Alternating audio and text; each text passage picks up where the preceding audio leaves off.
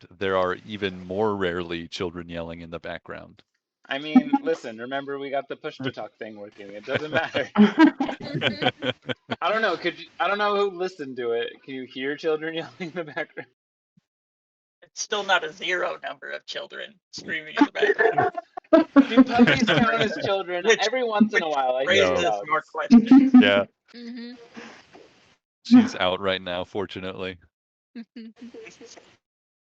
All right, so we got a whole party going to the druid circle. Yep, we're Excellent. tourists.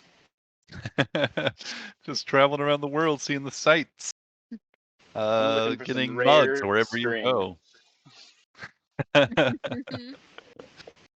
Awesome. The destination you choose must be known to you.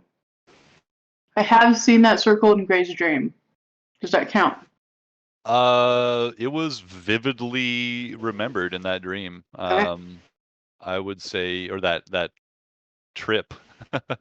Yeah, for sure. I'll allow it. All right.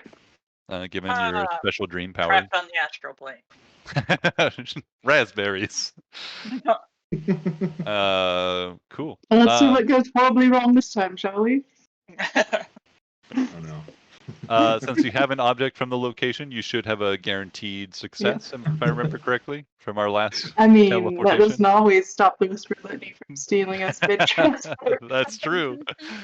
To the Underdark, everyone.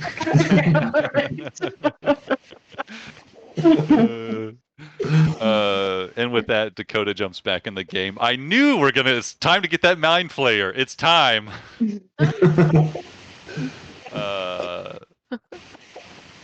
Fun. Great. Well, how do you guys, now that Joel's here, how do you guys feel about a quick break? Been an hour-ish. I feel like we just started, but we've been sitting here having so much conversation and stuff, so it's been a little while, and I need to use the restroom, so good excuse as any to have a 5-minute break. Okay. For sure. Good. I'm good. Nibbles Hello, doing his Joe. own thing again. Mm-hmm. Nobbles is always doing something. Always and forever. Hi, Shell. Hey, How you doing? pretty good. Sorry, I just feel like the chair twisting when you do that, and these chairs always are falling apart, so it makes me nervous. You're not falling apart. Always falling apart. You're gonna break it. It's gonna break, and then our DM will have a broken femur, and it'll be sad. Would be sad. That ish. It'd be all right. Okay, you have like a PT on in your crew, so I'm ready. yeah. I will heal thee. And I'll help you with accommodations to make sure. Excitable than Shell about that. Hypatia hasn't been quite as quarantined for as long. She hasn't even lived as long, and it's all she's known is the quarantine. Yeah. She hasn't lived as long as we've been in quarantine. Yeah, seriously. Just saw one of the pictures in my Google history or whatever of when she's just like a tiny little thing, just like sitting on my lap and just being this 8-pound little creature. Oh. Now she's a monster that won't stop biting things. Who knows? Maybe she's terrified of people's mouths. Maybe. Now that she can see them, she might have a little freak out. First time she saw a human mouth that wasn't mine or Shell's. Mm-hmm. Ah! Yeah. They have mouths too. They all have mouths. Ugh! Disgusting. Horrifying. Excellent. So, yeah, why don't you go ahead and describe for me you guys all gathering up and deciding to go out to follow Gray.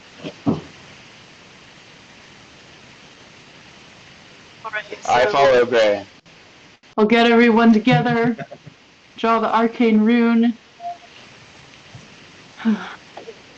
Yeah, hold the scrap of paper. Gray, do you tell them anything before in joining them on this little adventure?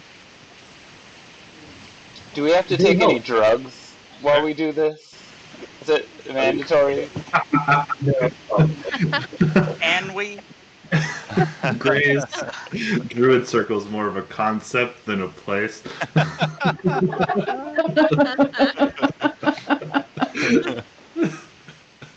Takes us into the teleportation room and then just pulls out some drugs. Just an acid trip away, you know. This isn't what we thought, Gray. I don't think Gray would say much about what we're all heading into. I mean, he's probably like shared with them that he did like belong to a druidic circle for a while and received some training in the natural ways, and that's how he's able to do some of his super cool stuffs. But yeah, I mean, probably haven't heard too much about the people or haven't or what it looks like. Awesome. Great. So, with that, Nazira prepares the teleportation circle and holding this paper aloft, and then... First, I'll give everyone Rary's telepathic bond. Just in case. It's always helpful. Just in case. I don't trust them druids. Have you shared what you know about Graded Circle with anyone, or to keep that to yourself? What was that? Well, didn't you saw some of his dream? Have you? I think didn't we all see it? Yeah. Okay. Yeah. Or wait, no. Did others decide not to see it? I don't remember. Everybody went. I did not partake in that. I think we all went. I didn't go. Beep Boop didn't go because I don't think. I think I held out at I think first. you're right. Maybe I thought I didn't want to go. I remember that. I think there was someone who stayed back. So yeah, I think you're right. Because I remember someone saying, "I'm not going to invade his privacy like that" or something. What a nerd. Yeah, great.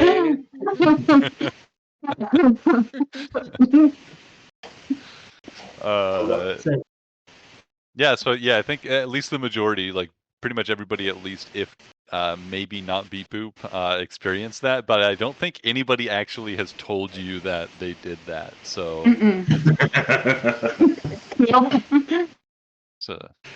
I have like an open group here. Gotten Gray to tell me about the dream a little bit, but I haven't actually said it because I know he'll probably freak out a little bit. I don't think Gray would care, honestly. Really? Yeah, he wouldn't like comprehend necessarily. You know, like it would just. I think Nazira thinks Gray would care because he's said a couple times, like, "Are you?" or made mention to her being in his mind or something. A couple times. Mm-hmm. It's impossible. So that's made her a little worried. Something he assumes because you're so powerful. And wordy. Yeah. Yeah. A big word in my mind. Cool. Well, yeah, you guys teleport through once again. You are not hijacked through this teleportation, and you find yourselves in a new environment. The dazzling green light and the warmer temperatures here and this kind of like humid air is kind of taking you a moment to adjust as your bodies are just like suddenly like snapped from one environment to the other. Still a jarring experience, even though you've gone through it a couple times. Gray, you see before you looks like this paper that you once stole from one of the former elders of the circle, now long past. One of the old ones that barely lived long enough to pass on their knowledge to you. And you remember them always fondly reading and rereading these letters they had that were old even at the time that you were being trained. And you definitely stole one. No idea what it was, but you remember this this druid in your younger years, still like figuring out like social conventions after your time with the goblins and hobgoblins, like trying to figure out like how to interact with sane people. You remember this old archdruid, you know, would often seem sad, would read this letter and get a little happier, and you were like, ah, what a powerful letter, it can bring happiness. So you took this letter years and years ago, and you find yourself in their old study, which has now been redecorated for a new person. It looks like, much as it had been in the past, the structures in this grove are small but very comfortable little like tree houses, you know, set up in various places around the forest, around like a central clearing, which is dominated by the great tree itself. Poor old guy probably took his own life after Gray stole his letter. I know. Now they redecorated his office for the new guy. It is currently unoccupied, and no, you do not draw any attention to yourself as you teleport into this space. You find your companions here also a little bit, also just kind of like taking in that the new environment around them, but they look wide-eyed, and like their eyes are shifting around, not focusing on anything. The rest of you are in a strange place. You feel what a hard but somewhat giving substance would like beneath your feet, but you see only a pale green, like miasma, all around you. Does it seem like illusion or something, Mark? You are unsure. You can barely make out each other through this like it is, your vision is out only a few feet before everything is just lost into this pale green fog, or you know, this, it's almost like the heavy smoke in the air, but there aren't any particulates. It's just like green light is just like coming from everything, and it's just uniform, and you can't see anything other than this pale green light. Nazira takes out her salves and draws her runes over her eyes to cast True Sight. Anquilla can see through magical darkness. I don't know if this applies. Unfortunately, to that does not apply in this case. Nazira, however, your vision clears. You all see Nazira's eyes flash with arcane light before it fades, and Gray, you notice she's suddenly much more able to focus on things. She meets your eyes for a moment, while the others are still just kind of like glassily looking around without being able to focus on any object near or far. But Nazira, you see through it. You are in a rather homey little like cabin, it seems. You don't realize it until you look out the window, but you are aloft up in a tree, and one of the walls in this cabin is just the living wall of a fairly large tree. Is Gray familiar with this? Hey, Gray, if we're level 15, I can cast teleportation twice in a single day. Sorry, I just realized that, so... That's cool. Sorry. That makes this, all the planning and other travel you need to do, even easier. So much easier. So great. Yeah, you know that the forest protects itself, and outsiders can't come into the heart of the forest here, and are, you know, just find their way or get lost in the woods or find their way back out, even though they were sure they were heading into the heart of the forest. They find themselves suddenly going out to the clearing at the edge. You know that Yundala, the god of the halflings who live in this forest, protects it. Well, we'll just just say, well, I'm sure there's hopefully some of you can see what's happening, and I just sit down calmly. Sorry, there seems to be some druidic illusory magic. I cast True Sight so I can see, but fortunately, I don't have enough spell slots to cast it for everyone. Does Gwen see it? No, you see as normally. Yeah. Like, I start struggling, like, let go. Come on. Oh wait, do I get Does, another? I don't get another 6th level spell. Does Noose as a halfling see through it? Noose does not at this Does point. Quilla as a face horn see through it? Face worn. No. Is it like a door I could go walk over and open? Yeah, absolutely. Yeah, there's a door that opens up onto a small little platform, a little deck basically, that which connects then to a few little rope bridges that lead to a few other platforms and things. Seems like there's some amount of traversing you can do up here in the trees, but then also down below you can see from this vantage point the kind of community that's built up in a ring around the great tree, giving it, a good 100 feet of space and clearance. But there's fair structures and tents and things set up all around this giant tree. But the tree itself has commands its own clearing and has been given appropriate respect and left given a good ring around itself for its own space.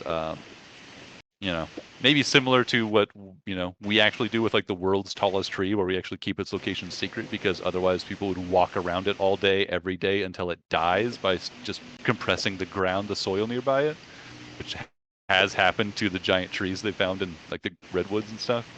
But anyway, the druids are clever enough not to do that sort of thing. They give this tree the ones space we it cut deserves. through so we could drive our cars. Drive our cars through, yeah. That's a grapevine. Mine. But yeah, there's a whole community down here. You guys are up in the trees right now in one of these little cabins. You as you step out onto this little kind of veranda here, you see a shape, a blur of speed just quickly fly through the air and perch on a just this little railing nearby, and you see your friend Hawk, the Hawk, here, having recently delivered a message to you, or at least the components to experience a message. Hawk has returned home and saw your arrival. Hawk perches and just kind of bobs its head a few times. Great, returned.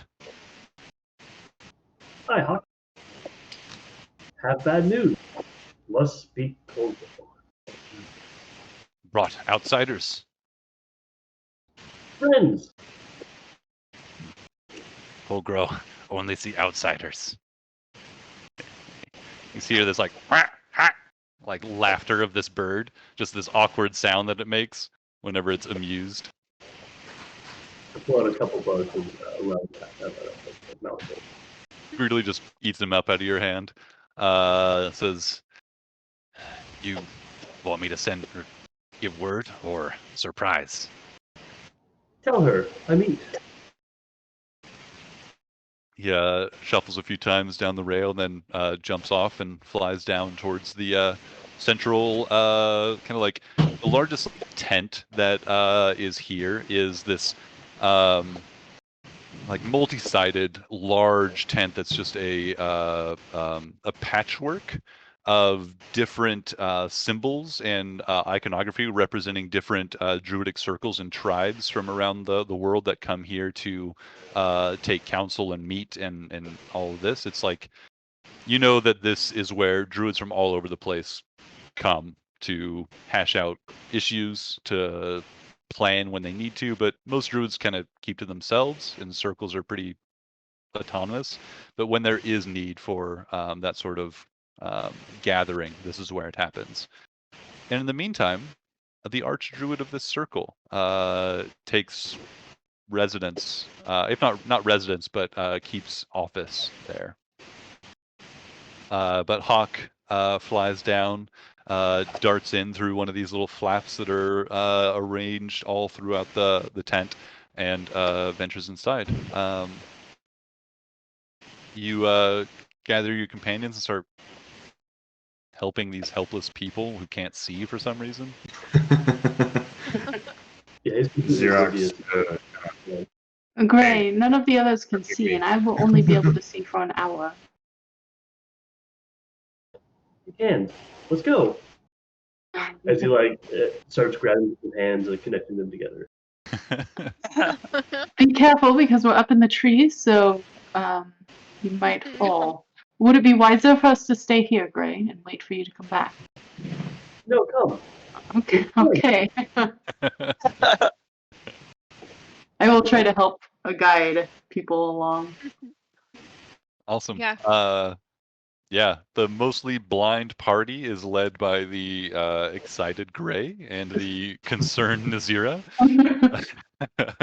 trying to keep this daisy chain together and nobody falling off the edges. Falling off the edge, yeah. Of which there are many, and not all of them as safely defined as this little veranda outside this little cottage. But you all begin to make your way and very soon draw the attention. I've got blind sense. Does that help? It certainly does. Like within the immediate area, you're like pretty sure of your footing and like where rails and things are. You can you're still you can't see far or sense very far, but you're like of all these people, you're pretty sure of your footing and are far less likely to fall off an edge.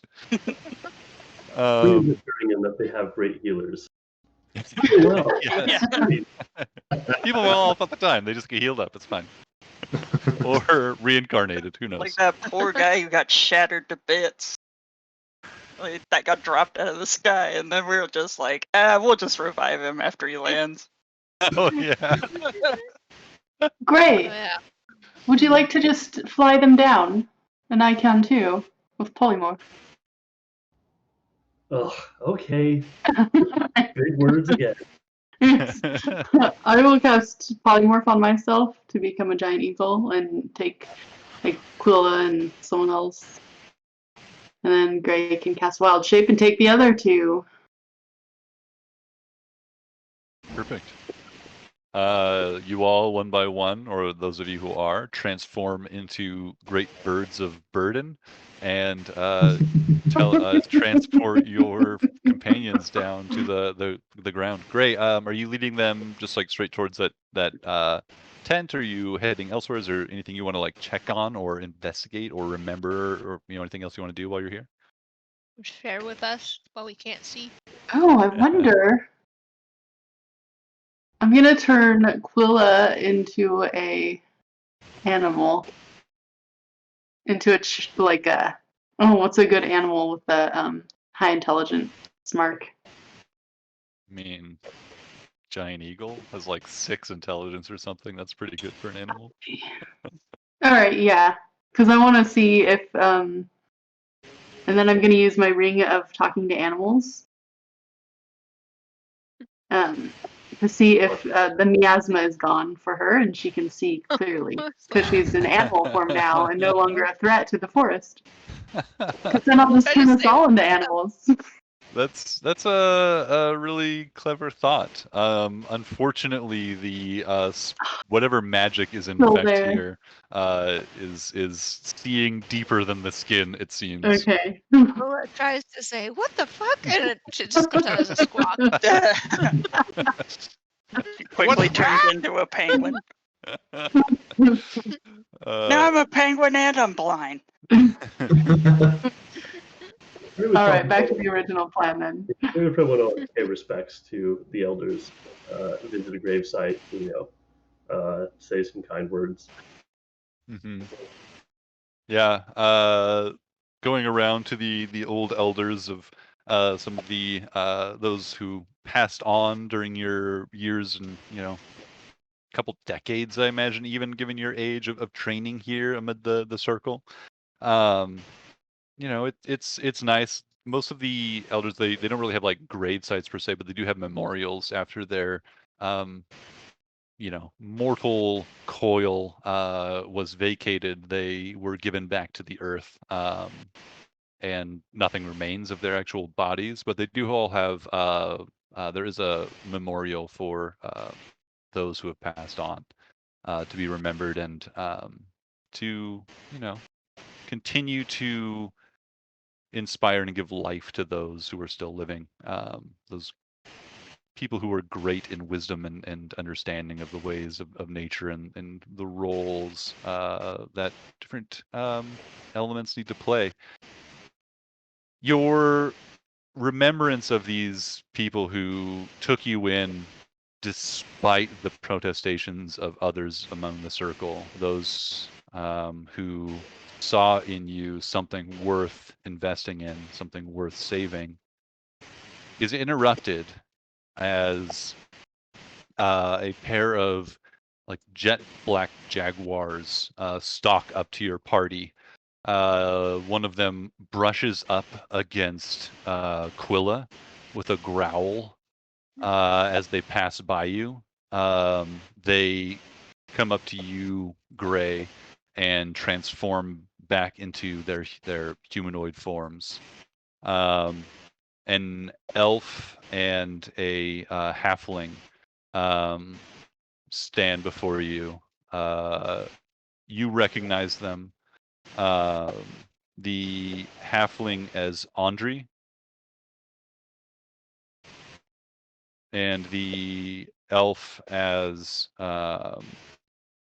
Felocial.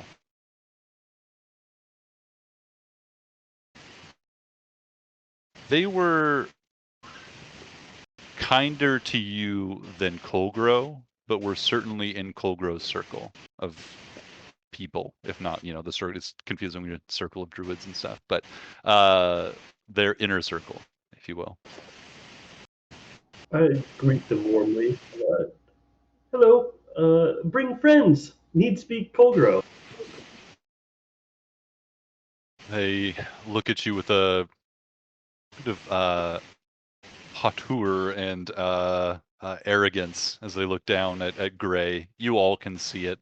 Just kind of a little bit of a hint of a sneer on one of their faces. They say, Which ones? The halfling. We can't see anything. Andri. You can see, I guess those of you who can't see, I can News, see it. you blind sense the sneer. Oh, I definitely make it aware to my party. Oh man, I definitely heard those guys sneer. Oh yeah, we do have telepathic Mhm. bond, so I can Yeah. transmit yeah. what I'm saying too a little bit. Yeah. Cool. I assume you jumped out of your eagle form after you Yeah. landed. Yeah. The halfling says, "The outsider brings more outsiders. You think this, after the message Colgro delivered, you think this was what you wanted? Think you were supposed to run back here after she said to stay the course? But need What were you help. thinking? And you brought others here." These big help gang. They help. Need nature help.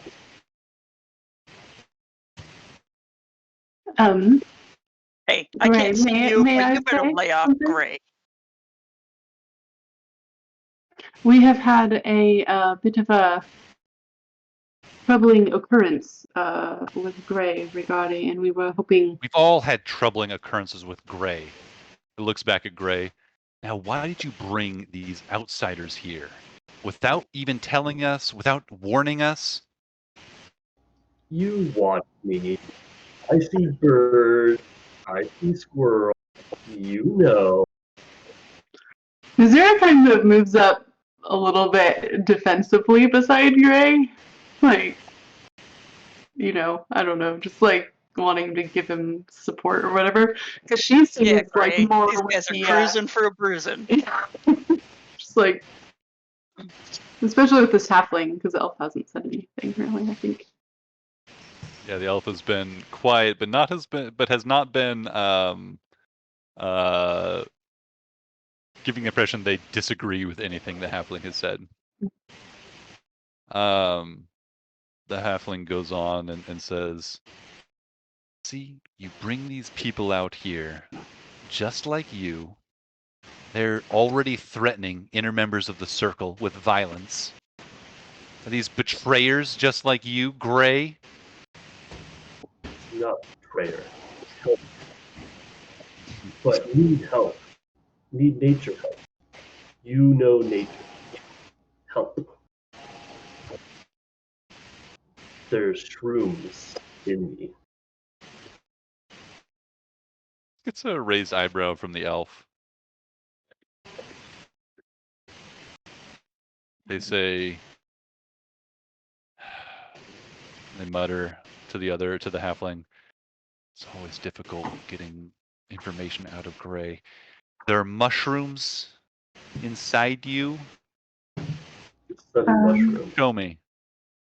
He like points to a little scar. And Are you not Gray's first fungal infection? This one's different though. unwanted one. Unwanted one. The others were intentional. The others were experiments. I believe the term is russet mold. Was that the word? The eminent rot? That is the word. Those are the words. And as Gray is revealing this, their old birthmark, which is once again beginning to show some growth there. Gray, give me a Constitution saving throw, because I believe it's been more than a couple days here.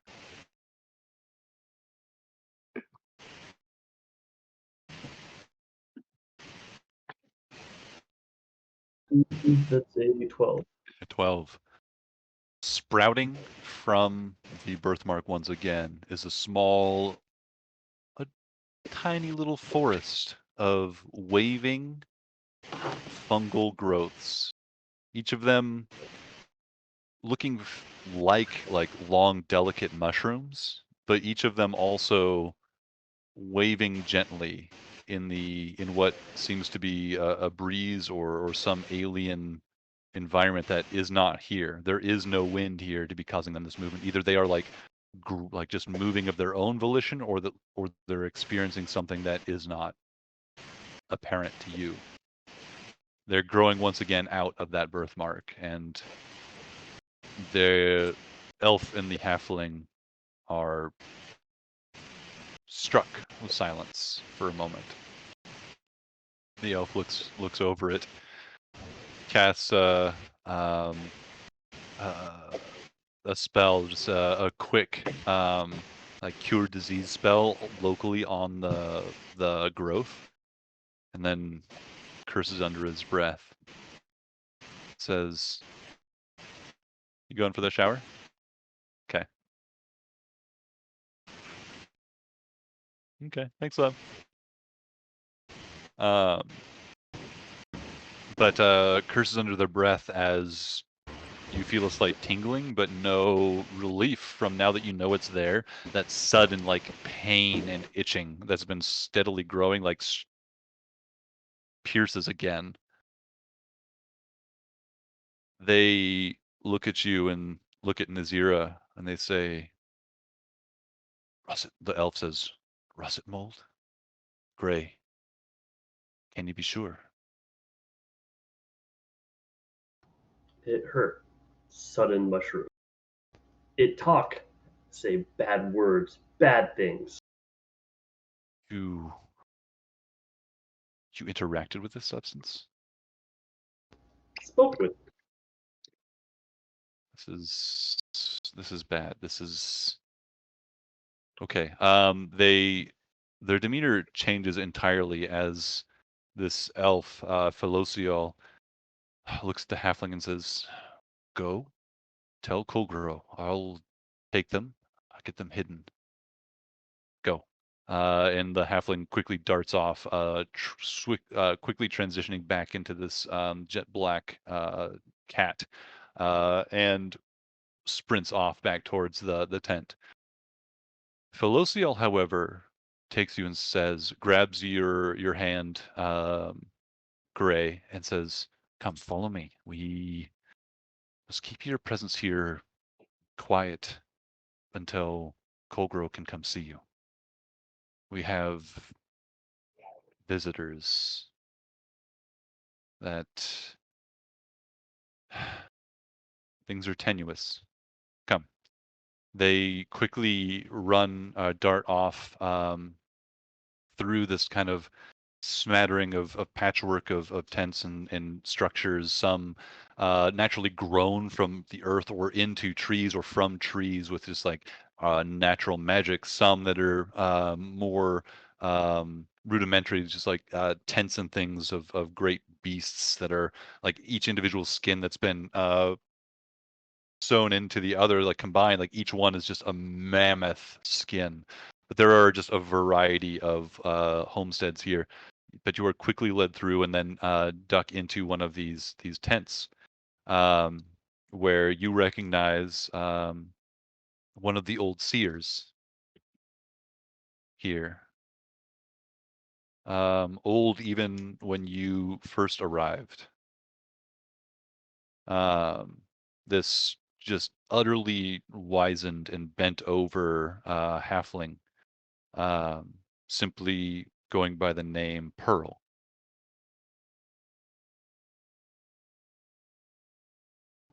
Hi, You Pearl. remember, yeah, you see just like the faint like creases of a smile like bend on this like wrinkled face till you see just a grin. And Pearl says, "Oh, hello, Gray. I had a feeling I might see you today. Big Welcome." old Pearl. Yes, you're growing older by yourself, Gray. The name might not be so inaccurate for much longer, and soon you'll look like me. She gives you a horrible grimace. These are what I'm going to give you. Thank you. Okay. Hi, Mom. Mark says hi. Tell him I said hi. Okay. She says hi back. I heard. Okay. Oh my god. So real quick, Hypatia fell off the couch in the blanket. So she's in that ball of blankets, and Kidu finally went back onto the couch now that it's safe, and Hypatia's not flipping out in a ball of blankets. There was a giant That's pretty thud awesome. earlier that frightened me for a moment. Pearl says, "So, it's time, I take it. It's found you. Mushroom time? Bad time. Bad mushroom time, Gray. It is bad mushroom time. I had hoped you would have many more years before this came for you. But the corruption waits for none of us. It seeks only to spread its tendrils through all life.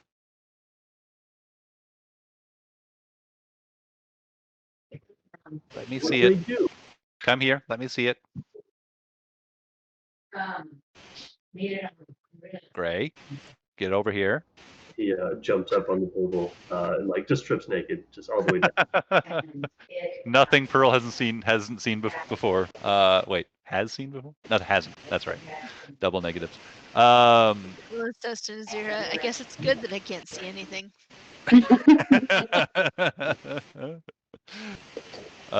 Pearl examines the birthmark and the mold growing from it, and she can just hear a series of tutting coming from her.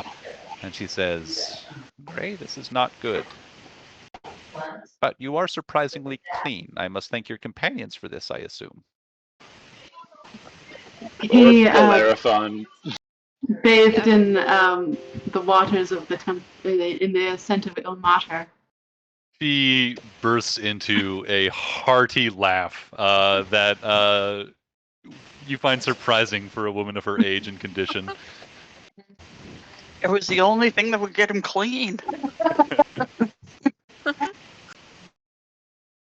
Well, Gray,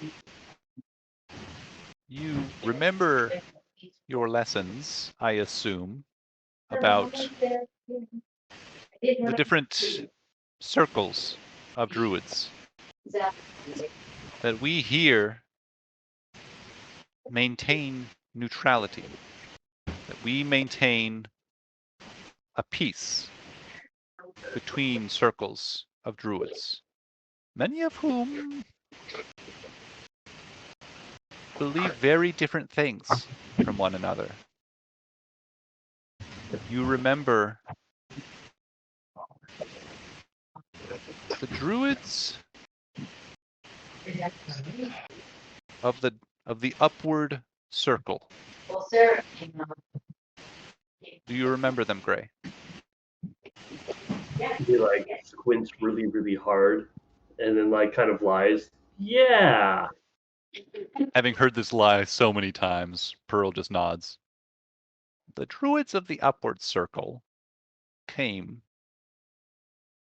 not long after when you first arrived. There were a lot of new things for you then, and I'm not surprised it might be a little hazy.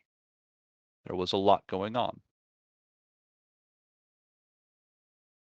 But they warned us. They had always served the darker side of nature, or sought to maintain its place. Rightful place, most of us would argue.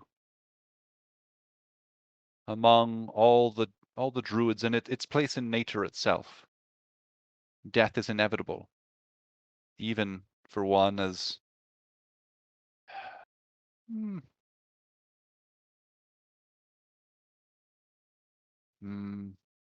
well, I would like to say that it's still got a long time before it comes for me, but Gray, I am getting old. And there won't be much more time for me to give you advice on this journey of yours. And while we never liked to make a point of it, much relies on you. Druids of the Upward Circle came to warn us about those amongst their ranks that saw not death and dissolution as just a simple part of this world, but there were those among them that believed that rot and rebirth needed to come to all the world now, simultaneously, so that something new could be born from it. They were few then, but the Druids of the Upward Circle are no more. We have not heard from them in many years. When we finally sent someone to seek them out, the rust mold was there. They had been taken. That one guy. Ironic. Big word, Gray. I look like incredibly proud.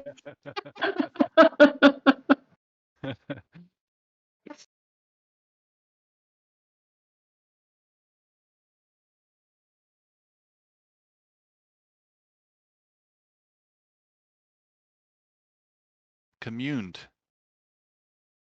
with the rot, just like you did. It seeks the end of all life as it exists now. It seeks to render all life a vast compost by which something new will be born. Some of us fear that that thing isn't even of this world. I don't believe it is. Sorry, I don't mean to interrupt. I believe it to be perhaps an aberration from the dark beyond. He Pearl. nods. Word. Big word. Pearl. Big Pleased to word, meet you. aptly named, it seems. I agree with your theory. I know natural force could consume all that this does. Consumes not just the organic, but the inorganic, the living and the unliving. It cares not. But Gray, you know you are connected to the great trees. And it is by this connection that this rot has found you. So drink water. How fix? Always stay hydrated, Gray. That's one of the first lessons I ever gave you when you came here, dirty, bedraggled, and dehydrated. Gave you your first water skin. Scary. Scary water. It does seem unnatural to carry water from its source, Gray, but it is essential that we do it from time to time, especially before we've learned the magics to create such things for ourselves. We must do what we need to survive, as all living things do. Yes. The connection you have to the trees, the great trees. She nods to the one here in this this meadow that you all see is just towering above the forest, like hundreds and hundreds of feet tall. They yet bind this world to itself and to the natural order. They bind it to the great realms of nature beyond, where life lives unchecked, unbound. That corruption now seeks to turn these anchors, these great lighthouses in the darkness that keep the essence of nature bound to this world. Should all the trees fall gray to this corruption, our world will fall.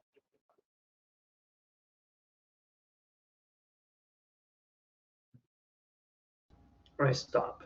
We stop, as I point to the rest of the people. We big help gang. No doubt you will, Gray. The road ahead will be hard.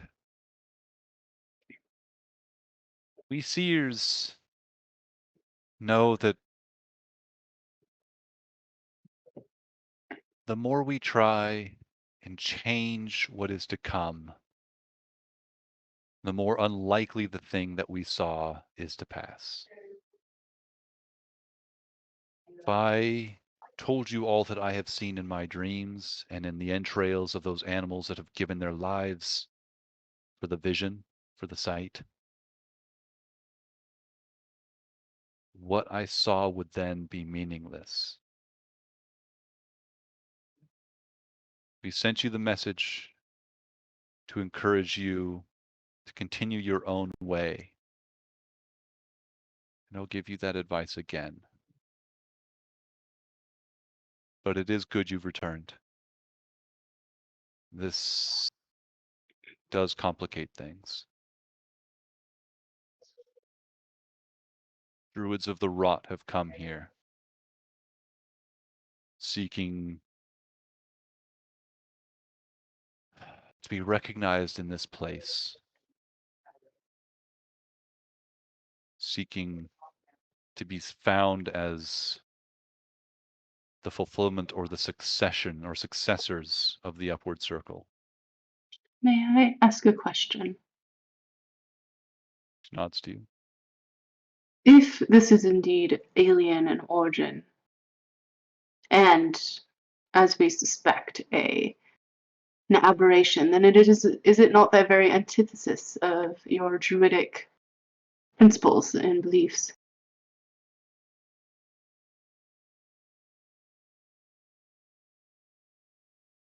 We here do not have the authority to determine who has a right to be recognized in the circle. But what you say is true.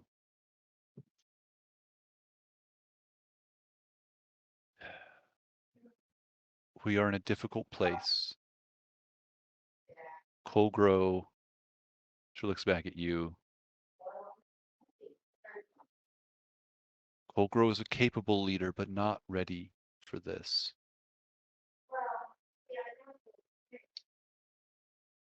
This is a delicate situation we live in.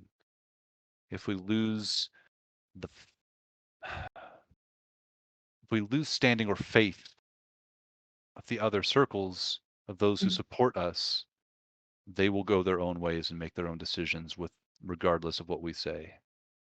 So to have any influence, we must exert it carefully. Gray, you've always been an outsider here to some extent. And I think the solution to our problem lays on the outside of this circle, not within it.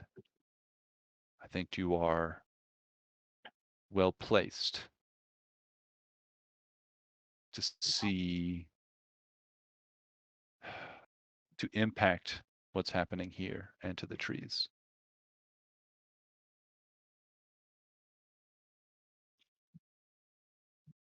I wish I could tell you all that I have seen of your future. Every word I speak of it puts us all in danger.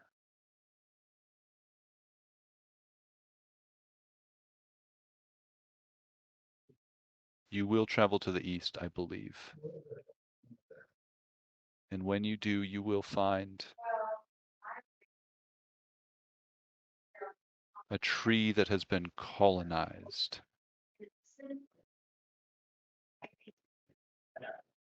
Do what you can, as you always do, Gray, to help.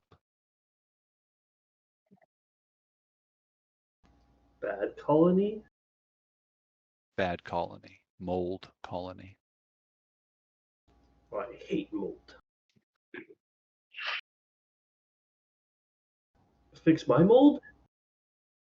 She says, she looks at it again, says, this connection you have to the tree is deep, Gray, into your soul. I can give you relief, but this corruption will return. Approximately how long do you think we have before the grey is lost? Gray, you see Pearl just close her eyes for a moment, like thinking about all the different things she could say right now and trying to figure out what is the most informative while still being like the least damaging to possible futures that she has seen. She says, Gray is bound to the trees, but some in particular. If this one falls, so does Gray. She nods to the tree in the center of this grove. Mhm. We believe those with the gift that Gray's bears have a chance. Are one tree seeking a connection with another to offer it healing, a reprieve. We believe Gray is one such vessel.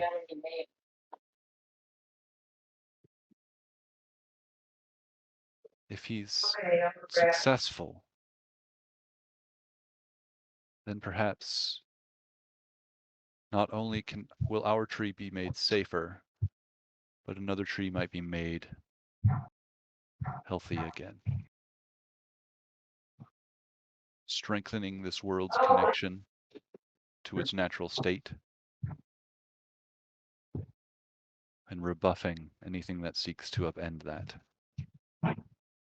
including whatever horror this is that seems to be seeking us from beyond somewhere.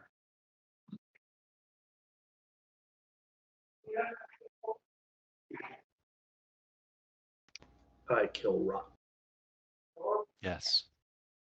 Yes, Gray. Help? As I look at back at the other members. Of course. I can't see that he's looking back at me, so I have no idea he's talking to me. Gauging by his voice and the projection, Quill would probably say, "Yes, we'll help." Yeah. Xerox is like, yeah, I'll hit it. It's nothing. As the rest of you get Pearl's attention for a moment as you're kind of like mentioning your willingness to go along with this, she sees your like focusless, glassy kind of appearances, and it's just, you're friends, you're outsider friends. With just a moment, she speaks a few words under her breath, and the vision is restored to you all. Whatever this illusory magic here that protects this place is revealed for you. And you see you're in a cozy little tent with it's pretty dark in here. There's a little fire going in the middle of this tent, and it's a little bit smoky, but otherwise, it's a nice little place with some furs and things. Oh, thank you so much. I'm Quilla. Pearl extends the hand just looks like some twigs with some wrinkly skin stretched over them. Reaches out this delicate, fragile looking hand, and then squeezes your hand in response as you shake with a considerable strength, belying her old age and appearance. So I'll tell her, I am glad to see that Gray had such noble teachers. Noble. Yes. I do not count myself among those, but I was one of his teachers. Well, Pearl, my lover. As I wink at her. Pearl is your what? Lover. Pearl slaps your still naked butt and then says, "Get dressed, little one. Stop making such lewd comments."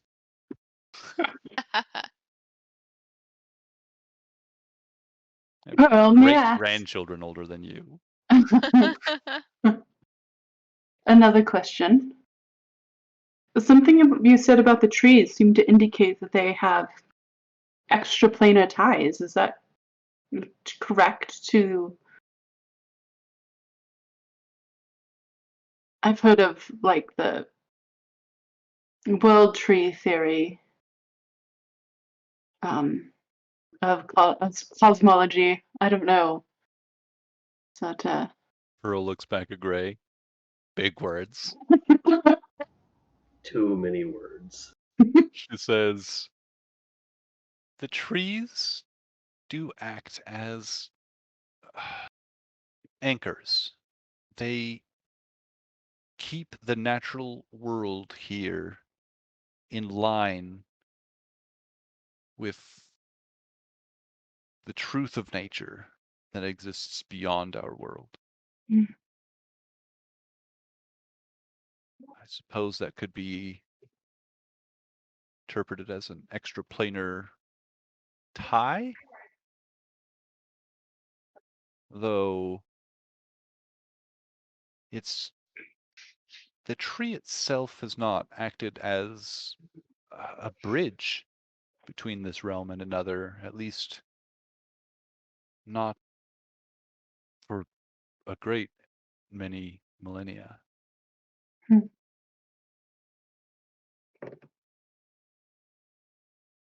Oh, Ray.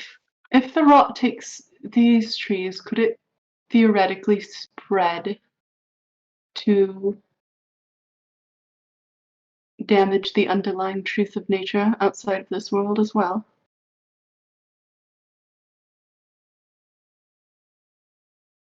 Pearl pauses, says, "You, I sense, also are a diviner after your own fashion. Indeed, I am. I have seen things that cannot come to pass. I fear with every word I speak on the subject. I am gambling with our future." All right.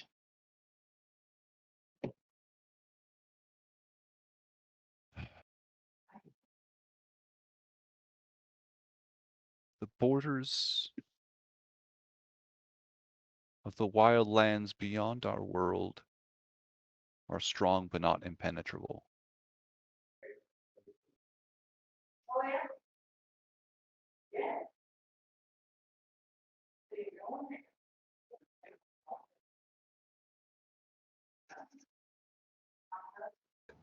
How Coldgrow be? She mad? Almost all the time now, yes.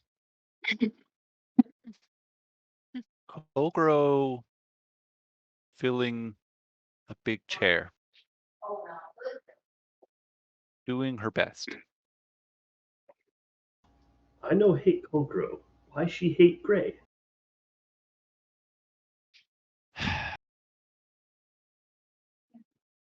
Kogro feared you, Gray. Feared what you might mean for her. Kogro had been prepared to take on the leadership of our community for decades before you arrived. And seeing an outsider come, blessed by the great tree itself, with, she thought, no right, no claim to the powers that you wielded, often not even understanding them yourself, if I remember correctly from your trainings. Bug power now. That's wonderful, Gray. I'm glad you're finding yourself. You took on so many lessons from us, but it was always up to you to determine what shape you would take in the end. But Kogro worked so hard for so many years, and then an upstart with a reputation as bad as yours came and began to garner the interest of all those of influence and power here. Colgro was afraid that you would become Archdruid, Gray, never trusting that your destiny lies outside our forest. Feared you all that time. Now they sit in that seat and you are gone. But now you return, perhaps seeking the what was should have been yours, Colgro might fear. Not want circle. Too many words, lot talking. Ugh. Tell that to Colgro, it might help.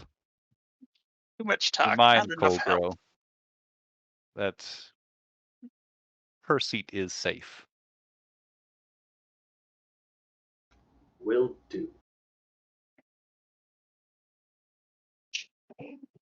Now, You've tired an old woman beyond her years. I deserve a nap. Be gone. Yeah, he jumps up and gives her a little kiss on the cheek. She gives you a little hug. Gives you a little like candy coated bug out of her pocket and sends you off. Oh no! What does he do? Does he keep it as a bug or does he eat it as candy? He put it in the bug bag so the other bugs could marvel at this god. Shreds immediately because it's covered in sugar. Oh, it was delightful to meet you. Yes, yes, yes. I am delightful. Be gone. Be gone. You I are. nap. Beep, Beep Boop presents her with a shawl. This for you, ma'am. A friend of my friend. Aw. Thank you. Oh, She Beep takes Boop it. with She all the best gifts. wraps it around Mhm. her wizened old face and shoulders and says, this will keep me warm. But not now. It's warm right now. And she throws it off into the corner and cuddles up into a little small like little roll of vegetation, some skins and stuff that she uses as a little sleeping mat. And you quickly hear her, even as you're like beginning to turn and leave, you hear her snoring there in place. Go fast asleep. I whisper to Gray, I like her, Gray. I like too. Good pearl. Yes. Yeah, going towards Cole. Or aren't we supposed to stay hidden until Colgrove can come to us? Oh yeah, the other elf is still with you. Yeah. The other elf, just like when you guys get out of Pearl's tent, the elf is just like, well, shit. When Pearl says to leave, you just leave. Let's just keep a low profile, and just like leads you on to just kind of like hide in like some nearby foliage and stuff to hang out until Colgrove comes. And soon you see that that same black cat, that jaguar, striding across the open areas towards you, and Andre rejoins you and says, Gray, Colgrove wants you. Come. Okay. Quick like bathroom break. I'll be back in just a couple minutes. Sounds good.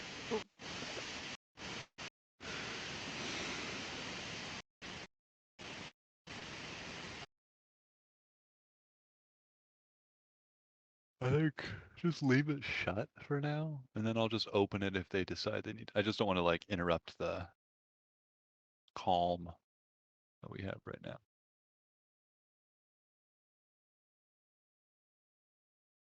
Sounds good. So, oh hi Evan. You listening in on our conversation, you creep. Private dog conversation. It was a amazing story. Thank you so much.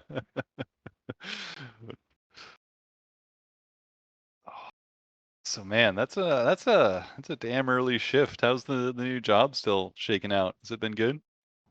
It's all right. Like, one of the weirdest things is I got hired with my supervisor, who has never worked in a machine shop before. So I spent Weird. the first like week and a half training them how to use everything, Yeah. and it's just going to create a weird power dynamic. Where they have to continually coming back to you for information and stuff. It's like you know more than them about the job all the time. Yeah. But That's they're getting, like 101 training, whereas I'm like getting almost no training at all, and it's like it's a little off-putting. Like I don't know. I may start looking. I've only been here for a month, and Yeah. I came to the realization on Friday. I'm like, I feel like I've only been here 2 weeks based on the information I know about this job. Oh damn. Like there's only one person only works Tuesday, Wednesday, Thursday, Mm-hmm. and then another person just got transferred to another department. So there's literally So, there's like only just one you and your supervisor? and there's like one other dude that's been there for like 3 months, and he has a very thick accent and is the quietest talker I've ever met, Oh, and a that's very rough. loud machine shop. So yeah, it's been odd. Damn, that's rough. But at least the pay's better. It's really This is your new job, Evan? Or- yeah. Okay. Cool. So it may not be a forever job. It may even be like I may be jumping to another job. So that's why I'm kind of like I don't know if I'll be able to work or play on Wednesdays. It may kind of depend on what happens in my future. Mm. Fair. Mhm. Yeah. Yeah, that's a weird dynamic, especially when it's like it's gonna be just hired me and they're not like investing me at all in me at all, and this department's just me and one other guy. Huh. I know what to do just based off previous jobs, but it's like there's still so many unknowns. Like it's new material I've never worked with before. There's so many questions, and it's like it's a hassle to ask so many questions. I don't want to get into it. Yeah, it's That's- a good It's weird. overview. It's a good insight into Yeah. the trials and tribulations. Like, I have this work study job that I'm doing. It's just at the library, and I can pretty much literally do whatever I want as long as I do like make sure a couple things are done. But there's a few things that I'm supposed to do that it's so inconvenient to ask how to do them because it's like, okay, like I have to go like knock on my supervisor's door, and it's like, and he has to like put his mask on before he opens his door because there's like a little window next to it, so I can see he's got like mask up, and then he, sometimes he has to like take his headphones off, and he has to put his mask on, and then he has to come get the door, and I'm like, do these books go on the red cart or the blue cart? And he's like, and then like it feels so dumb to like have to ask something so small, but like I'm like, I do like 3 things here, and I feel like I should at least do those things. So Do them I right. yeah, like I kind of need to know how to do them. I don't know. It's just yeah. I get the like not wanting to like or be feeling like I don't know. It's awkward asking sometimes. Yeah, there's Hate so few people. asking. Yeah. Seeing everybody getting a beverage, that reminds me I need to go fetch a new one. I'll be right back. One sec. Jeez, wait until the break's over and then I go. know, right? Jeez, Well, if come on, this break Mark. would have been over like 5 minutes ago if you'd all showed up and 1 to 2 minutes like I Right, requested. right. It's all your fault that I'm forgetful of your. I'm gonna grab a quick bite. I have to ask doctors dumb questions all the time. Yeah. Oh no, what's the worst is having dumb questions answered to me and needing the answers in writing because I have to have it on the record for the like whatever state. Oh gosh, yeah. It's like, Documentation is the worst. yeah. I mean I get the importance of it, but it's like it's just so I literally Bureaucratic. yeah, I literally almost didn't study occupational therapy because I didn't want to deal with the bureaucratic nonsense. It's like, do I would really want to totally go get into that. a school or into a program that's like technically a healthcare field, even though I want to be in like community practice or something, not so healthcare oriented? Just make sure that when you do get a job, they have a charting system that doesn't suck balls. 'Cause having to type notes, yes, sucks. But then having to type notes on a system that is like designed to suck Yeah. is the worst thing ever.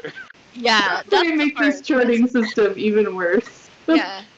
Like I understand the need to like document what's happening or whatever, but like yeah. I mean systems that don't work right, I just have so little patience for that nonsense. Mm-hmm.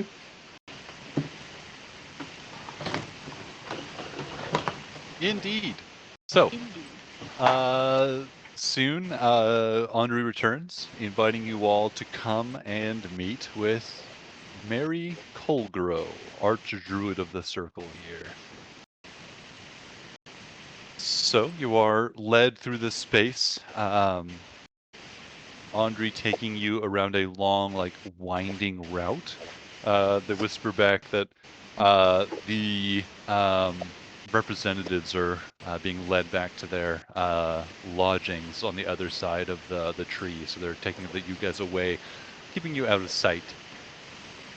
But soon you arrive at this enormous this like this enormous tent with these like different faces, this patchwork tent with different faces, with different symbols and representations of different circles of druids throughout the world. And here, Mark. once you, yeah. Sorry. Just let me know if there's anyone from my home that I would recommend. Fair enough. I will. The tent itself, you guys are led inside, and you find within this enormous tent there are like individual rooms laid out throughout, and you find yourselves being led directly into a large, what looks to be just like a study or something. It's like a large chamber where like meetings are held. There's a long table, and numerous places for people to sit and arrange themselves. But here also is Archdruid Colgrow. This is the chamber that you remember the previous Archdruid holding a lot of like just like community meetings and things, like doing a lot of their just like general work as leader of this community, but also aside from like the large gatherings of multiple circles, this is where they would usually meet like ambassadors or representatives from different groups. Colgrow is there in conversation, kind of a heated conversation, and as you are coming in, Andre just kind of gives a Colgrow, Archdruid, you returned Gray as you requested, and nods back at you all and steps aside. You are before a not really an elevated position of power, but merely the central chair in this large gathering place. Behind this chair where Archdruid Colgrow is sitting is a large like flap of the tent that has been lifted up to reveal a good portion of the entire like view you can see outside this like basically like window to this like flap in the tent is the giant tree behind this tent, completely filling up the vision that you can see through behind this where the chair is. But there are other flaps and things open to let in some air. Colgrow does give a quick nod, and one of her attendants quickly goes around closing the flaps, and a couple people go out to make sure that nobody else interrupts your conversation. You see the Archdruid in this kind of like tall, slender elven woman, and these like these like long robes that are entirely made of like cloths and things. There's no really like jewelry adorning them, but just this like incredibly well made like cloth and animal skin robe, which includes a mantle where looks like horns of some great like beast are coming up all around their shoulders, around their head. Colgrow looks at you, Gray. The somewhat, but most of the time Colgrow has looked at you, they've been angry, disdainful, or dismissive, something negative. There is a genuine look of worry and concern on Colgrow's face when they look at you this time. And they say, "For once, Gray, I'm glad that you can't take simple instructions. And you've returned here despite me requesting that you not. That you continue about your mission without changing anything. But here you are. And for once, I think you and I agree.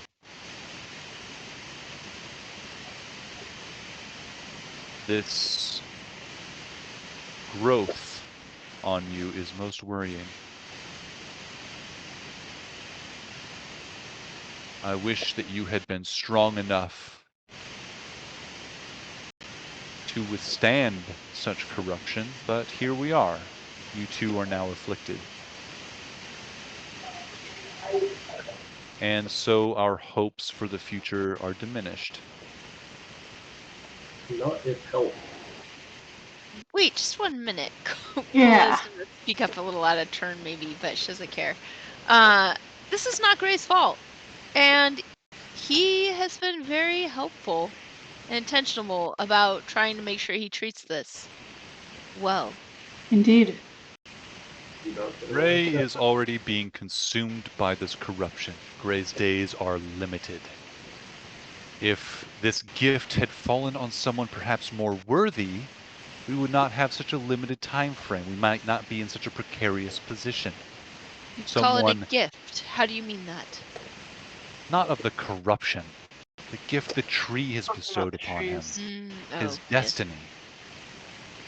He's about to be consumed by this corruption. Are you to judge who's worthy? When the weight of the world is on your shoulders, you must make judgments.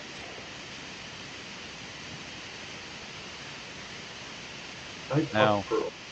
Pearl, yes, I'm sure you spoke to Pearl. She always had a soft spot for you. I'm sure she had much to say. Pearl has warned me enough about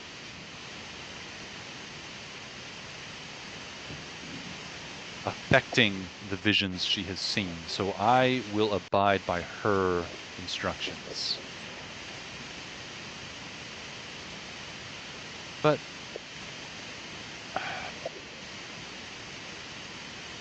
sighs. But I must accept things as they are, not yearn for the way they ought to be. Gray is the vessel, and we must accept that.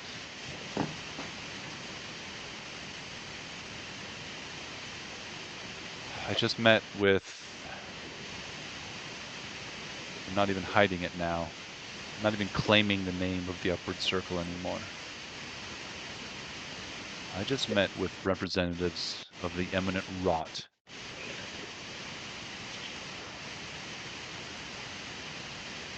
And it's all that we had feared.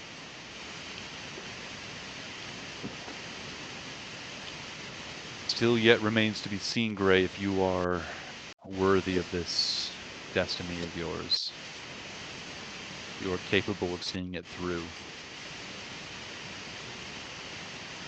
But that mantle is yours. And keeping some amount of sanity in this world is my responsibility. Pearl, take care of your most recent development of this affliction. No, say no help. Well. Come here. Gray strips down in the both of it. With a disgruntled sigh, Colgro steps forward. With a brief moment, the healing energy passes through them into your birthmark, into this corruption, the mushrooms, and they one by one like just wilt and just fall off of you. You know, Gray never wants much food. Too much talking. Found insiders, and he kind of points to his friends. Says, new help gang. Big help gang. Well, here's hoping, Gray, that your exploits with these new friends are enough to wipe away the sins of your past. I'm not holding my breath. Did you know, Gray, that we sent druids to all those communities that you destroyed to help them rebuild? Did you know that they still curse your name? I know. But help now. now ready to help. Be that as may.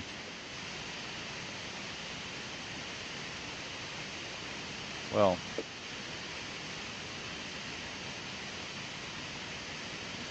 there is a great danger that awaits you in the east. These druids that I spoke with, there were circles, there were druids, there were people of nature all over the world.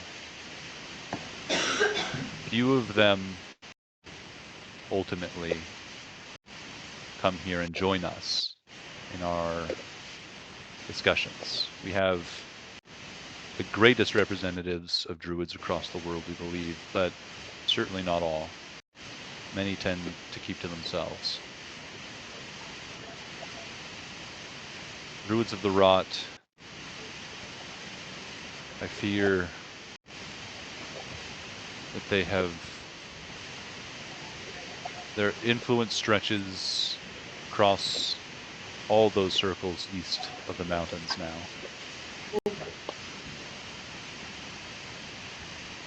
You're going into a dangerous place.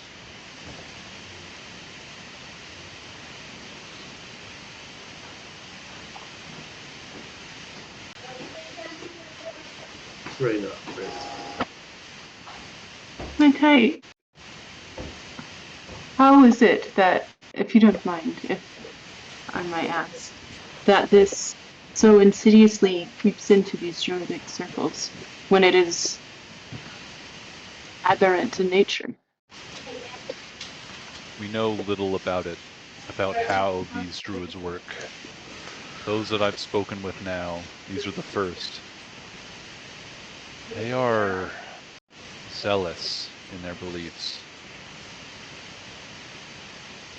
And it's frustrating. The druids of the upward circle that came before them worship the return. They sought to preserve the return to life.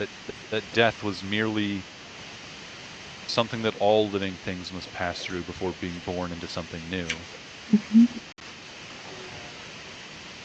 But these seek death on such a scale and rebirth on such a scale. They want to change the world into something different. I think so, yes. But the passion of this belief and the call for transformation and rebirth are appealing to many. But I don't think that mere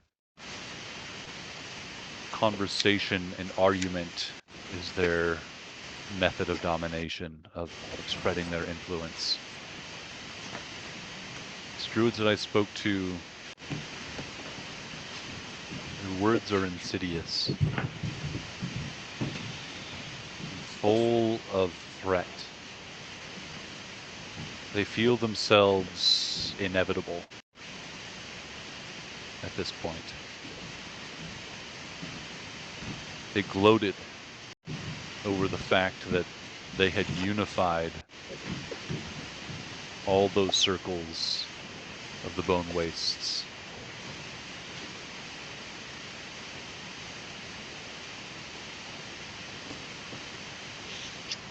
Our kind that worship and seek to preserve nature are, by our own nature, a fractious group. Everyone finds beauty in what they see, the truth that they find. But nature is multitudinous and offers no one answer. Mm-hmm. Recognition of that fact is why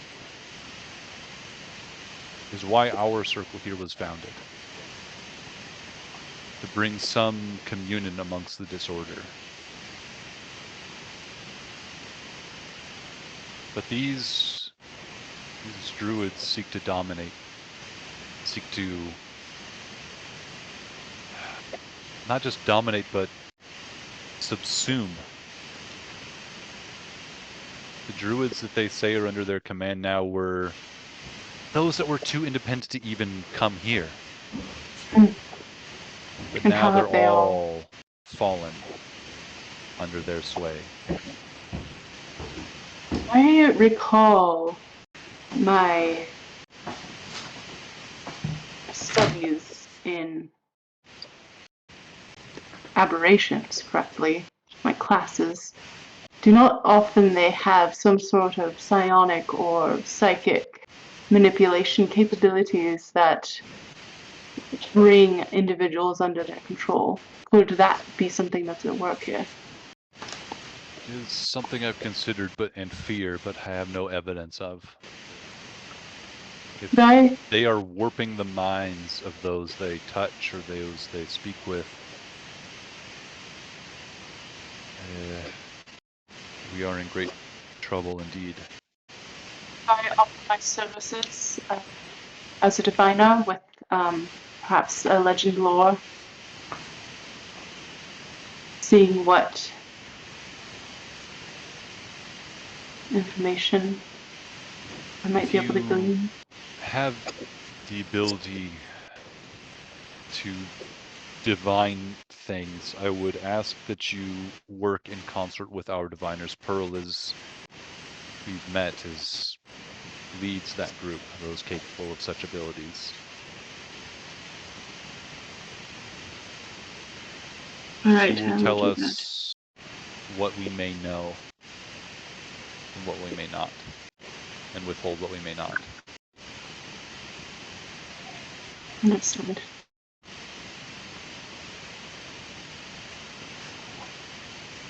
But we know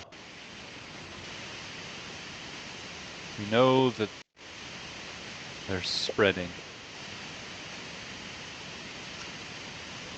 Those of us closest to the tree who take care of it have felt a waning of its strength, of its life. This corruption comes for our tree as well.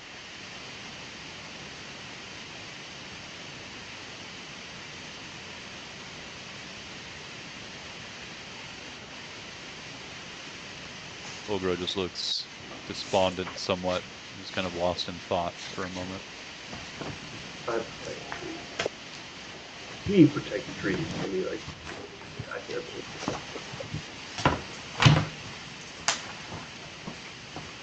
Ogre, I hope so.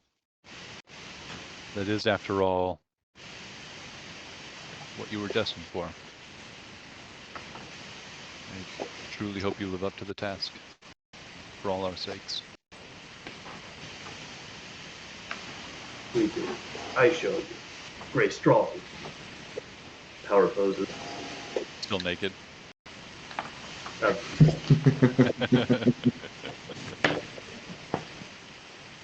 Extra power.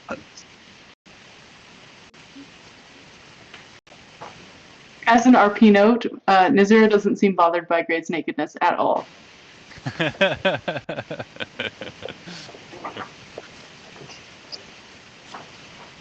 It's probably a common occurrence around How- the big camp. How many people are in this space right now? Like, is it just us and Colgrovey? Andre and Felocial are there as well. The other people that were in here were sent out to just make sure nobody else came in while you were talking. What are Andre and Feloci doing? They're hanging out, letting their archdruid speak. Are they like in the back of the room chilling, or the front of the room chilling? One's off to the side and one's at the back. What's up, Joel? I just had an idea for. I don't like this guy. Beep Boop is a little grumpy, and he has an idea to play a Trixie's on him, but he needs people to not be seen. But he's gonna give it a try before we leave, so I'm waiting for my opportune moment. So we'll see. Are there any like figurines or anything, or any depiction of any kind of like bears or anything in this space? Yeah, I mean, there's certainly like different depictions of animals and scenes and things. There's a lot of, woven artwork and things in this space, and also like carved figurines and things that are adorning the space as well. Xerox would be intently looking around for things that are somewhat related to her totem animal. Yeah. I mean, looking around. Give me a quick perception check while you're in this space. 26. It's a trap. Yeah. You are looking around, and there are, quite a few different little not tabards, but like little banner things that are showing different symbols and things that you don't know what they are. They're generally fairly nature related. You see a lot of vines and animals and things depicted on these different tapestries and whatnot. But your eyes find and are drawn to what looks to be a carved depiction. It looks like a little diorama almost, but it's the size of it's hard, gallons of aquariums always surprise me, but it's like a 15-gallon aquarium maybe. Like how much they actually hold. But it's like this large big rectangular thing that actually looks to be like a carved relief through it, but it's 3-dimensional. And it depicts what appears to be a bunch of small people. Looking really closely, looks like some of them are possibly hobgoblins, but some human people as well. All attacking what appears to be a giant bear that has been carved out of all this has been carved out of a single piece of wood. The bear has been painted just a stark ghostly grayish white, and it seems to be just you can see where the still of this diorama where it's carved, the bear has just clawed through one of these people, just utterly swiping them in half with its powerful claw. The bear's standing 15 feet tall on its hind legs, just ripping through one of these people. They're trying to stab it with a spear. That scene definitely catches your eye. Okay. Xerox would kind of approach it, just kind of being distracted by it. Gray sees someone and recognizes someone that's about to steal something and is completely on board with it, and just starts trying to distract people. Maybe does a little silly dance or something the dance move. Gray's suddenly wingmanning you, thinking you're gonna steal this whole thing.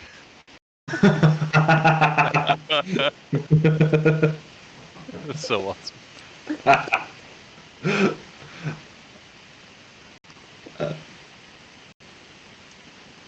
Xerox would have question about that scene. Be like, what does this depict, and why is this violence on display here? This thing here, I'm really digging this. The sort of introspective line of, or whatever's distracted, whatever internal thinking is distracted Colgrow for a moment is interrupted, and she says, that's very old. It's said that when this tree was first growing here, when it had been first planted by many dispute this claim, but one of the gods of nature, to keep it short, came here and planted this tree themselves. Which one? Ask any druid, they will give you a different answer. But while this was still a sapling, many creatures of nature came to defend it. While this is a sapling, even then it was realized that this tree was special, and it was not long before its legend grew as it did, and people came to render it into something useful. This is Agni, a great bear of this forest that defended the tree for over a century. before it died in this battle, depicted here.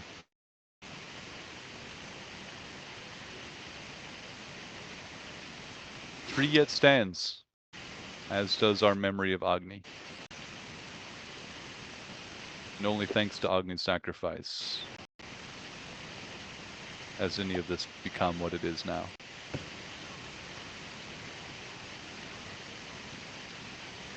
Yes, Xerox would just say, was a good death then. Was. I like how she's tearing the guy in half.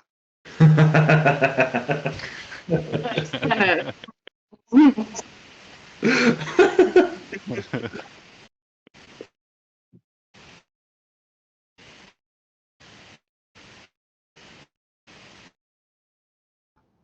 gonna take this moment to like try and steal a piece of paper while everyone's looking away.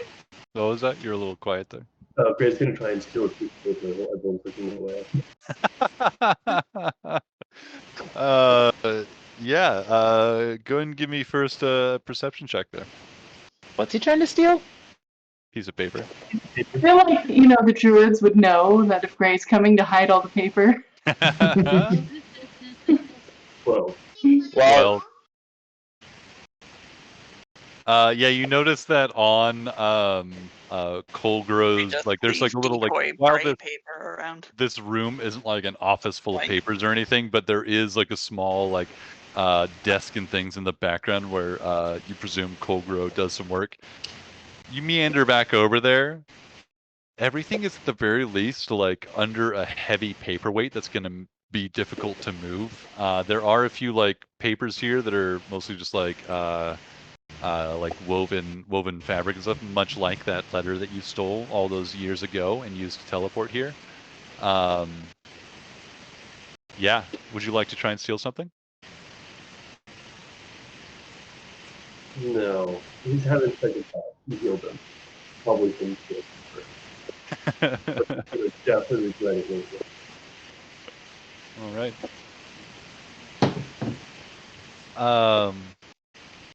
Colgro says, well, Gray, I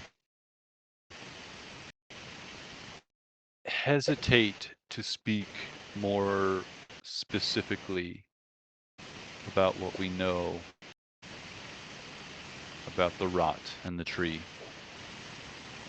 Already now we have diverged from many of the paths that were laid before us.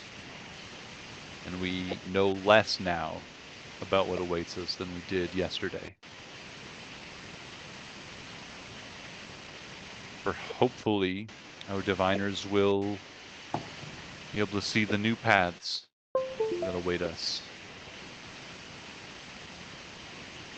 But for now, I think we should adhere to Pearl's advice. Let your destiny find you when it is ready. And it will find you.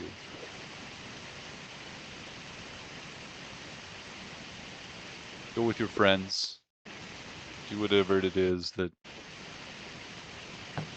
you fill your time with.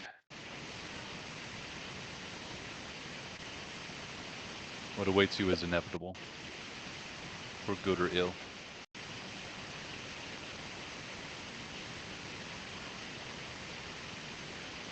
But your friend here, if you would wish to aid our diviners with power of your own, you're more than welcome to. I would like Please abide by Pearl's recommendation Of course. about what to do with that knowledge.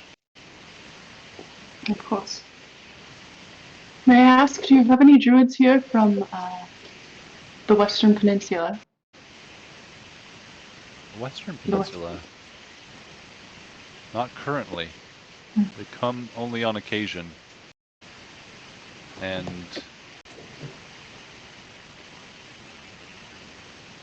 they have made a good impression whenever they have. I should hope so. They are of an independent mind, as many druids are, but despite their specific beliefs, they see value in the balance. And we count them among our allies. Balance is the thing upon which the great wheel turns, is it? Yes. Would you ascribe to such views of things?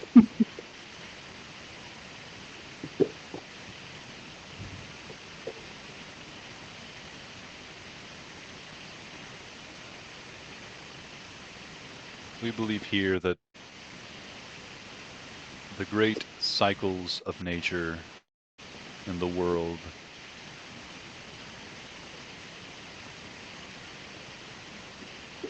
are a precarious thing.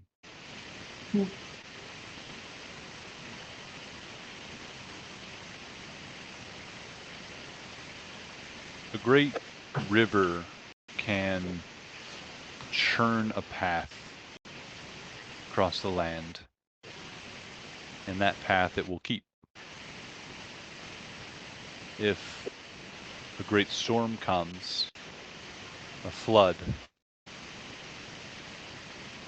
a new path may be forged. Nature is fungible this way. True. But nature at its most base is not, it's a wild thing. It follows no rule and abides no ownership. If left solely to its own devices, it can run rampant in one direction or the other. Balance is required for nature to see its fullest expression.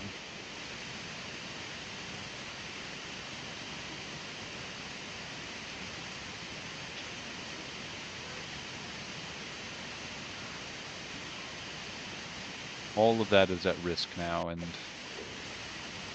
the weight of that rests on the shoulders of this one, of Gray. I hope you companions of his can see him through. We will. We Don't will. think that you also have not been, or that you have not, and know also, rather, let's flip it. Know also that you have been seen in the visions of what awaits Gray. He will need you.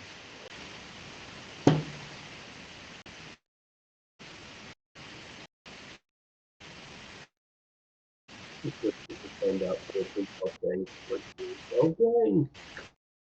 It's important that he has support. Indeed. Sorry, Evan, sometimes you cut out and it's hard to tell what you're saying. Man, never works. It can never communicate. Perfect example. It was just kind of like muddied. It was like, I'll try to It's like you're underwater.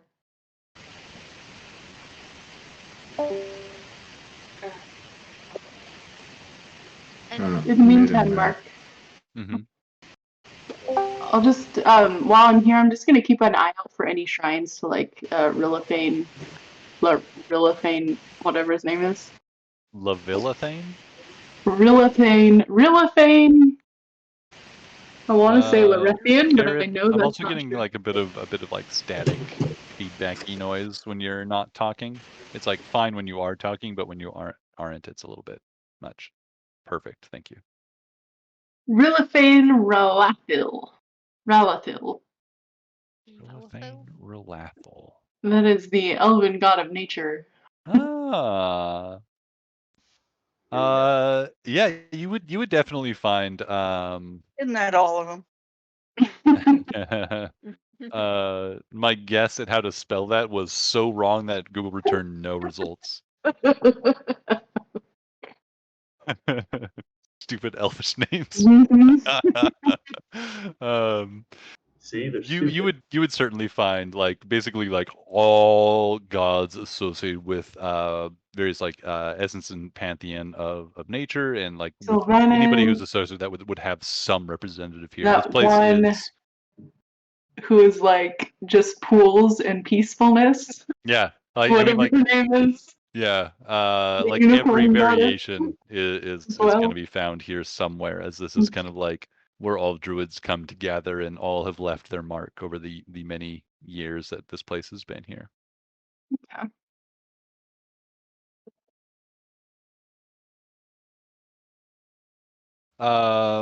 With that, unless you have anything else, Colgrow dismisses you with a beleaguered sigh. Already getting to work with on whatever else she has to deal with, keeping this fragile sort of, at least if not alliance, line of communication between druid circles alive. But yeah, she says her goodbyes and says, looks at you, Gray, once more, and says, I know that we have not always seen eye to eye, Gray, but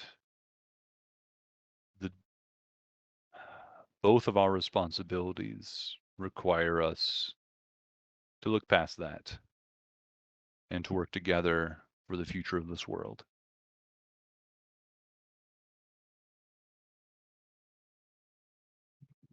I am sorry for the way I have treated you in the past, and will aim to treat you more fairly and respectfully in the future.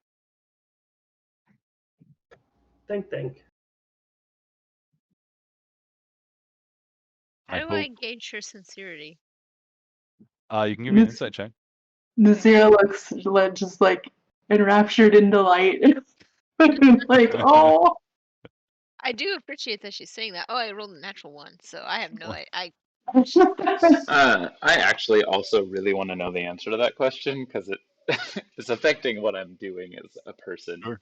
Yeah, go for it. Give me an insight check.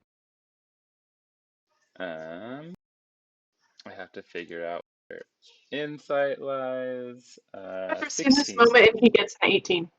Bye, honey. Ooh, it has been Bye, Mom. foreseen. Bye. Excellent. Bye, Mom. Bye, Mark. That's going to be a 19 then. 19. This looks like the genuine efforts of someone who has gone through a lot of personal growth. They are painfully recognizing that they ought to say this and ought to mean it. They're struggling though. We all. Well, then I won't play my tricksies. I was very much happy to do it, but that's okay.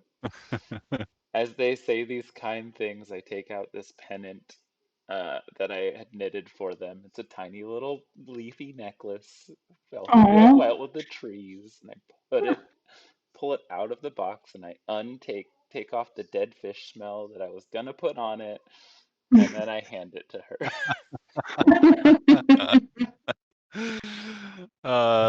She takes this with a nod, looking it over in her hands, and says, "I appreciate this offering this gift.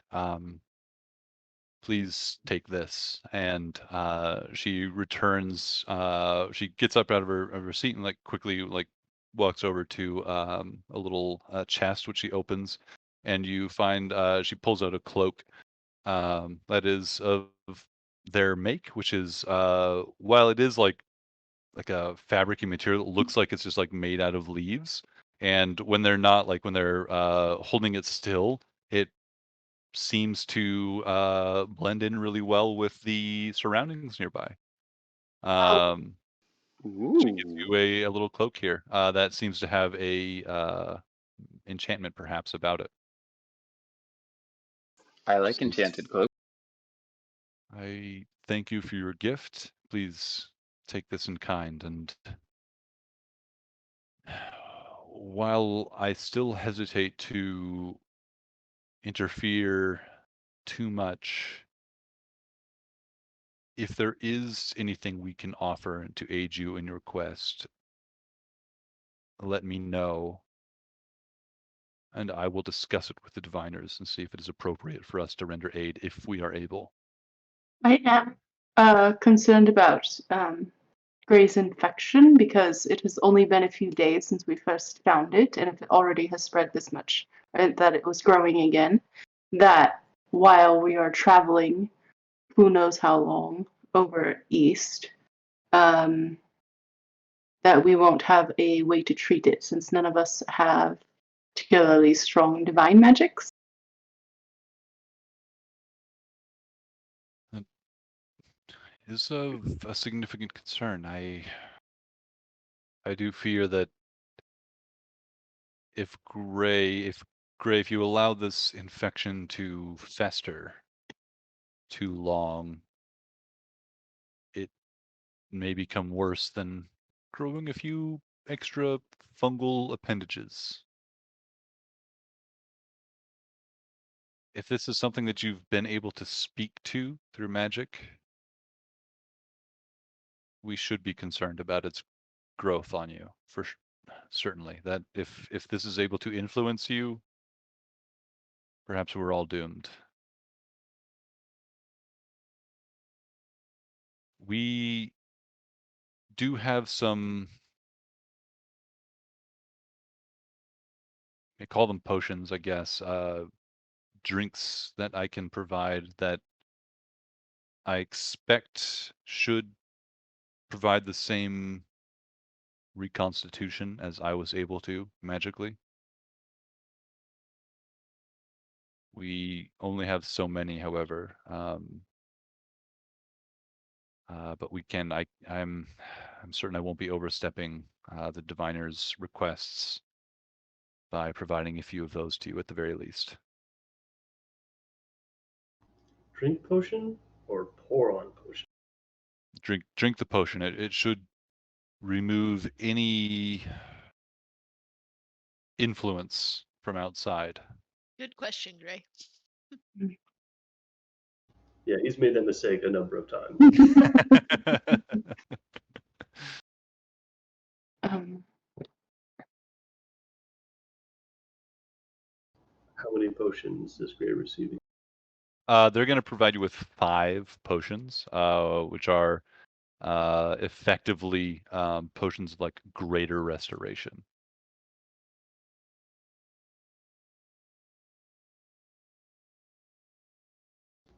Thank. We do good. Make you proud. Make Tree proud. Make Circle proud. Gray helper. Big help gang. Gray says, "Big help, gang," for the like dozenth time here in this this visit to the circle. It's a bit of a sigh. may I ask the name of this circle? I don't think I've ever been told. Ours does not have a name. We are, if you call us anything, call the circle of balance, the circle of meetings, we've been called. Thank you.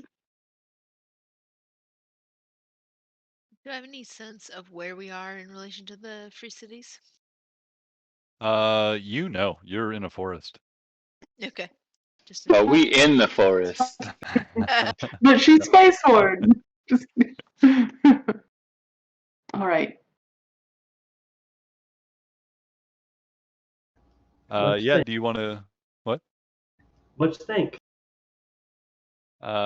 She nods and says, well, go visit with Pearl, lend her what aid you can, and I will give you Gray our previous advice again. Your path will unfold as it sees fit. There is no shortcut on this journey. You must walk the path. The tree chose you for a reason, or at least that's what the old elders said. Maybe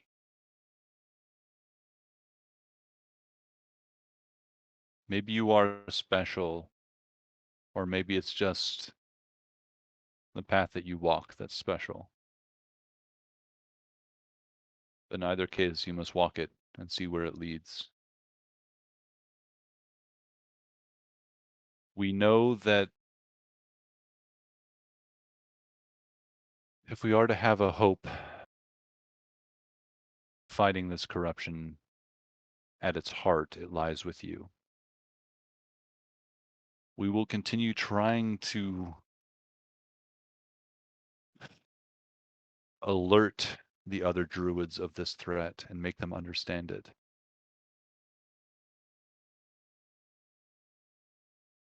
But you have been chosen for some reason.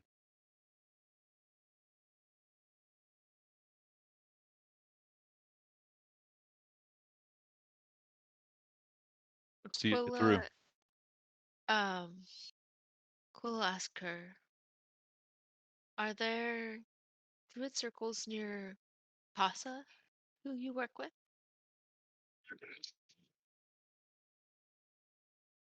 There are some in the fields and the forests nearby. My family has a trading company there that networks throughout the Free Cities.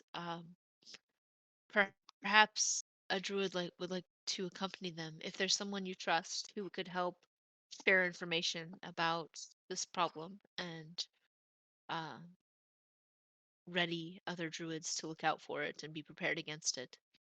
I can speak that my family would be happy to aid in um, accompanying or providing safe travel for any druids that wish to travel to share information about that. Fulgro smirks at you and says, Have a we of attack the like land Gambit, but with need business no posts. assistance traversing it. I thank That's you for that's your offer, but understandable. it is unneeded. Well, if there's aid we can provide, we are here to ensure the wellness of our land. Few traders I've met have that as a foremost goal of theirs. I admit Protection of the land. I admit my family is probably not going to claim that as their foremost goal. But it is important to me, and they do want to see the success of the cities in this region. I think that I could be persuasive in dealing with my family and the company's interests in terms of making sure that they understand that some threats do not come with armies or uh, gold coins. Well, anything you can do to convince anyone, your family or otherwise, of the true nature of the world and things, all the better. But we will see to those druids ourselves. Speak to them as only we can. I don't think they would meet us with kinder eyes if we showed up with the assistance of traders and those interested in profit. That's understandable.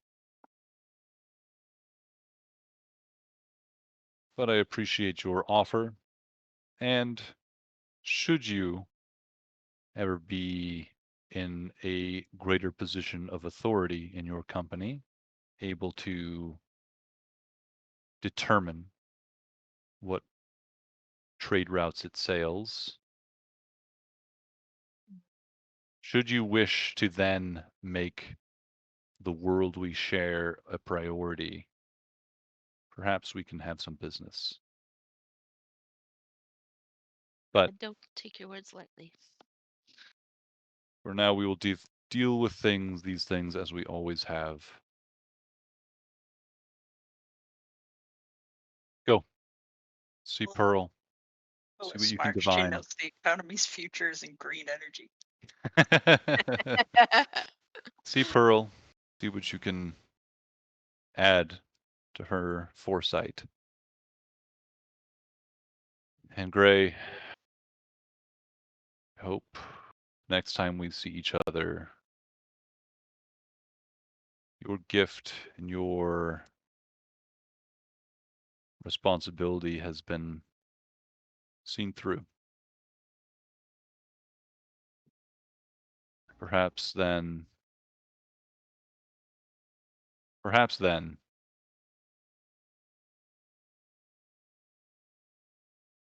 you will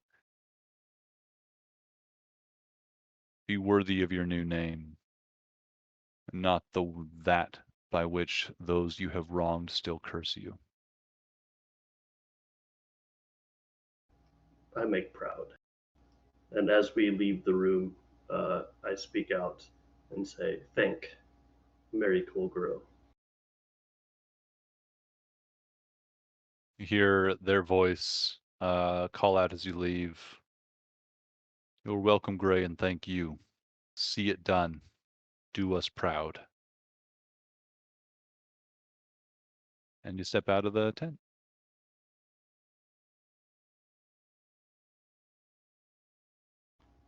That went well.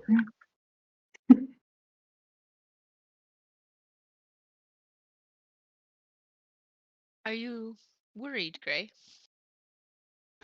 Nope, we got this. I love your confidence, Gray. We always win. Why not?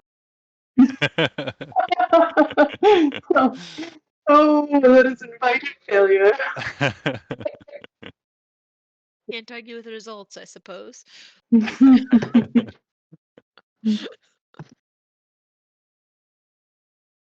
So do you want to go lend a First, I'll magic? stop by a shrine to Rilithane to just give an offering to the elven god of nature. Yeah. And I'll take out one of my fey flowers of my circlet and lay it down there. It is unfading because it's from the Feywild. Sure, yeah. Yeah. Yeah. Say prayer. Even though, you know, I mean, it's not going to do that much. He's listening to me. Still.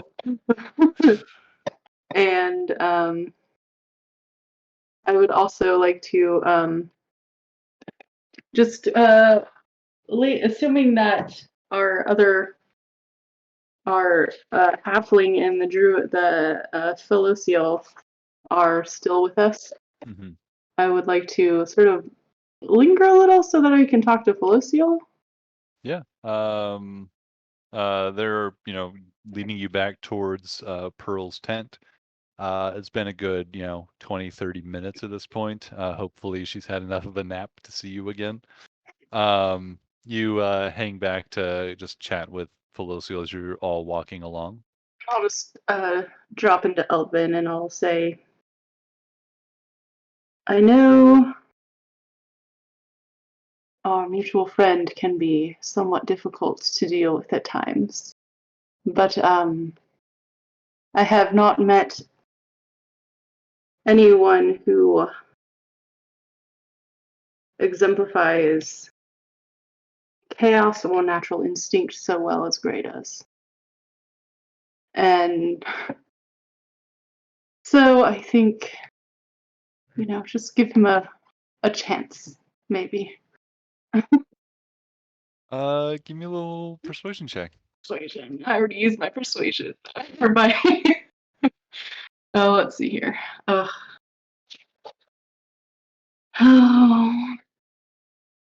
dare I roll? Should I foresight? Dare I leave it a chance? I know. 15. That's better than it would have been. 15 So, total? Yeah, 15 total. Felocial replies to you in Elven and says,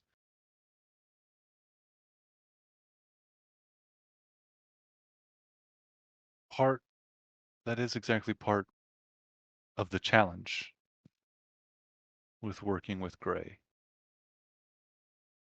So many have worked so hard to be worthy of what he was given. After doing unspeakable things, or even before doing those unspeakable things.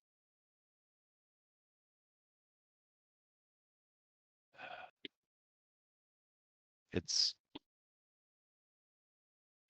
hard not to resent him for that. It's understandable.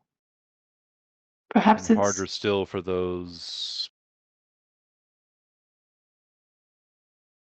who feel they have such a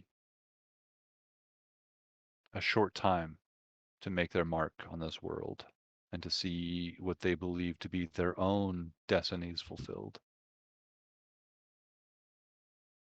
And someone like Gray shows up and steals the day, steals the scene every time. It's only natural, I suppose. Colgrow means well too, and wants what's best for us. Gray has been so free of the burden that should come hand in hand with their gift, with their responsibility. And that freeness puts that weight on those around him sometimes.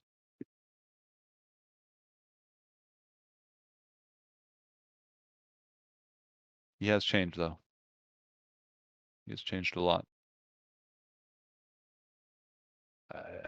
I've never seen Colgrow talk to him that way.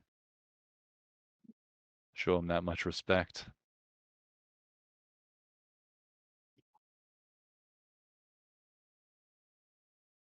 There are too many more important things now to be worried about than Colgrow and Gray. And Colgrow knows it too.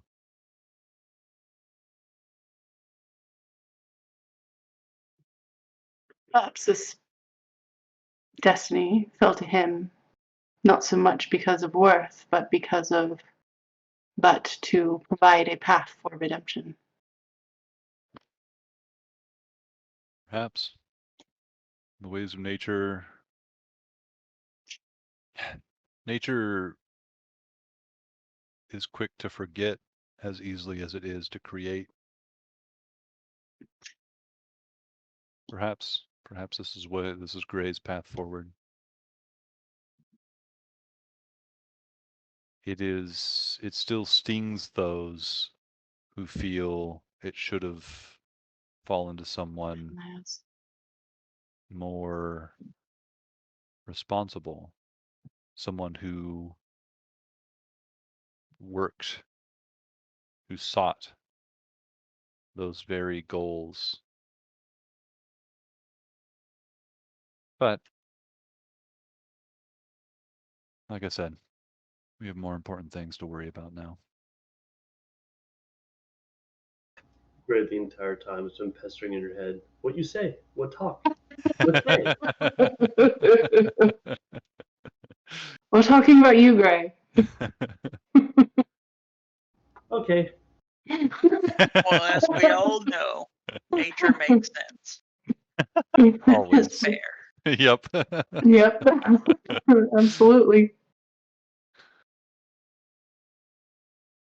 All right. You find yourself soon in Pearl's tent, who is still sound asleep. Andre goes in to, begins to go in to wake her up. Looking back and says, and just looks with a kind of a worried, like a nervous shrug. Says, "All right, wait just a minute. And then they head in. And you soon hear those very perceptive among you hear a little bit of whispering, and then all of you hear a slap and some shouting, with a rather vocal sounding and powerful sounding Pearl for a moment, yelling at Andre, who should know better than wake up an old woman by poking her in the shoulder, shoving her. My old bones can't take such such things. But soon you're welcomed inside for Nazira to give her aid. So, I offered to Korgath to assist with, or to provide my services with a divination spell, specifically Legend Lore, and she asked me to consult with you first, and to make sure I do it in conjunction with you, so that the circle does not know more than it should. Good, good. I suppose that's worth getting out of bed for a few minutes. All right, let's see it done. So I lay out my ivory and my incense. I will have to buy more components after this. Mm-hmm. In my arcane circle, and I'm going to cast Legend Lore. Gray is massaging Pearl's bunions to help. Sorry, another bathroom break. I'm drinking so much water and beer. It's a challenge. Be right back. Okay. All right.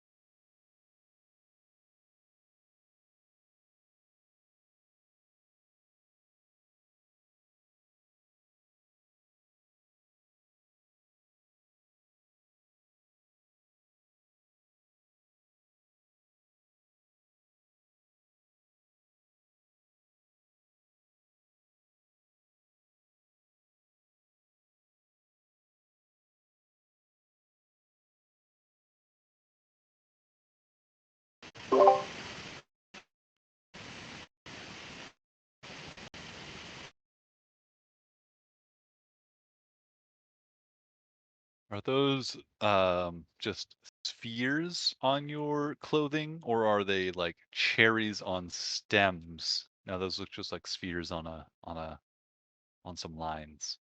Are they cherries? They are They're cherries. cherries.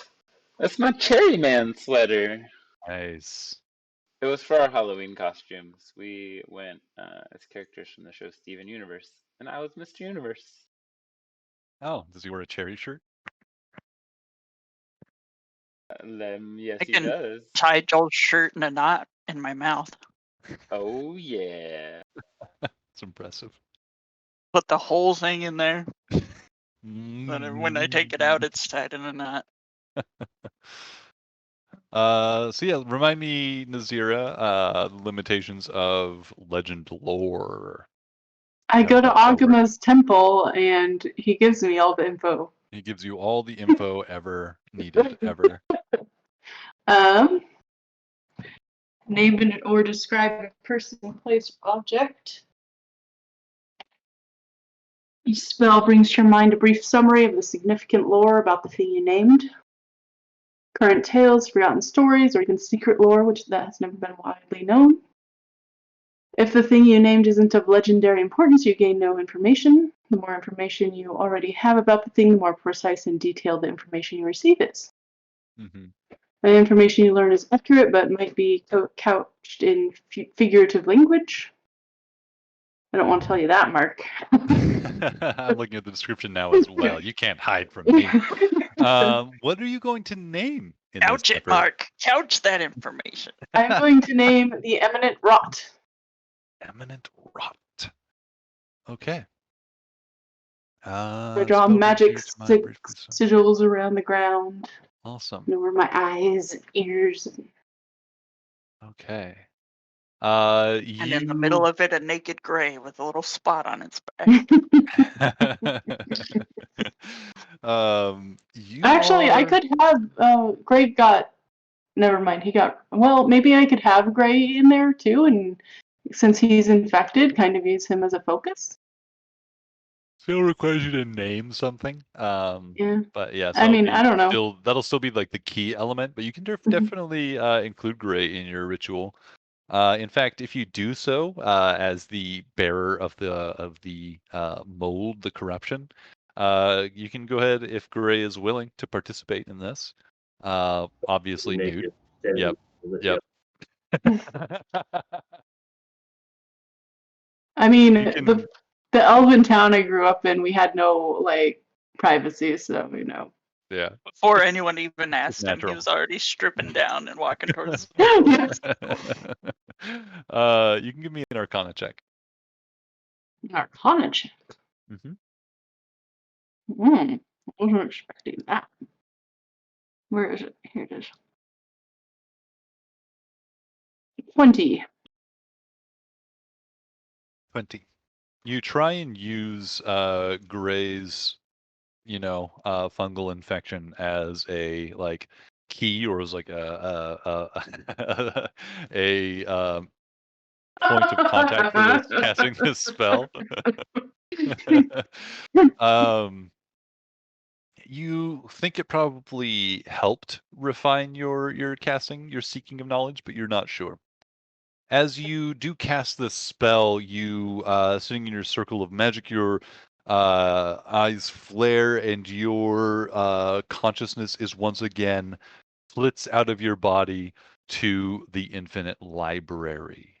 This strange place that looks like the Library of Alexandria meets what's his name? That Argentinian author whose name just eludes me for the moment. With his library of like everything ever written ever in like this repeating infinite Borges. Borges Yeah, has his like okay, infinite yeah. library. But like a more pleasant version of that, with like this like sort of Mediterranean sort of like a Library of Alexandria motif. But in it you see when you like look up through this like open air, most of the space like open air, even like the large buildings that hold the vast stacks of scrolls and books, and also the various chambers where people who have act like souls who have are telling their stories of actual things, of events of the past. All of this is like most of it open air, and above you can see in the distance, like as if this whole terrain like wraps around itself, where the center is in the interior of this place. You see like more structures of the library, like looking down at them from above. It's like this weird sort of strange physics of this place. Hope Gray didn't see this in our telepathic link. So many things to steal. The, So many the mother papers. load. Looking for imaginary books. You look for one of the keepers of this library and find one of these apparitions, these spirits or souls of those who have sought knowledge in their life and are rewarded with being able to stay here in the eternal afterlife, gathering knowledge of what interests them and helping those who seek knowledge for themselves. You find one of these apparitions that flit across or throughout this space, and ask after your target, the eminent rot. You instantaneously are like, you feel as if you are in many places at once, and you are reading manuscripts, books, journals. You are listening in as various people are telling the stories of their lives. You are sitting around a campfire as people tell tales of myth and legend of ancient times. All of this, like this noise of innumerable stories and tales being recounted to you all at once, you begin to hear more clearly a few notes of this, a few threads of this. The eminent rot. You hear, it's the background of some screams and pain. You get the scent of rotting organic material wafting across, wafting, over your, into your senses. You are sitting beside a lore keeper for a moment. And in this strange dreamlike trance, you know that this lore keeper, Eldon, belonged to a community called the Hollow. And that the rot touched their community and consumed it, or would have. Which version is canon? This person died and was consumed. What knowledge they bring to this place is of terror and of a druid promising rebirth and new life. But the old must pass away. That is a visceral and, in this state, a visceral and recent occurrence. This is a fresh soul here in this library. But the eminent rot and rumors and tales of it reach so far back in history. There are people telling tales, the context of which you do not understand. There are people that you realize. Give me an Arcana check, actually, on this one.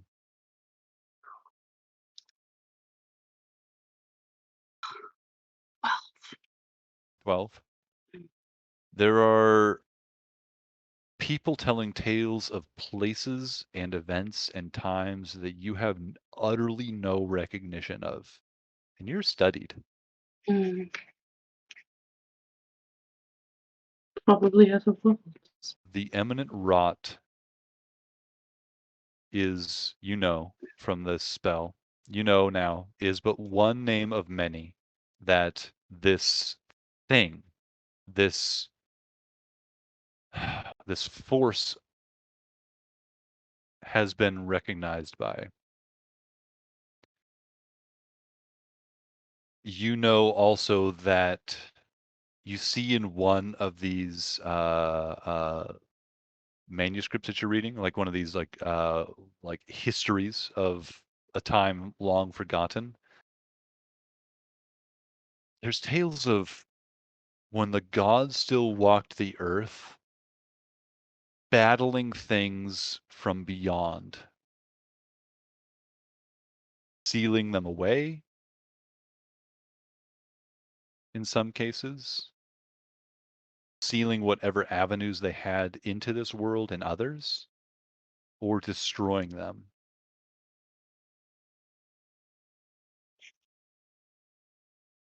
In time before time, the eminent rot threatened this world.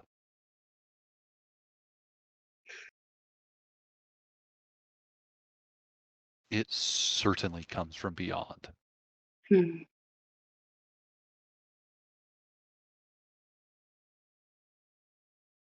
With that Arcana check, you're not sure where that would be.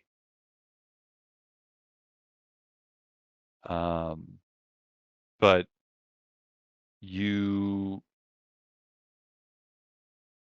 definitely get the impression that it is coming from somewhere beyond this world. And as you are listening to this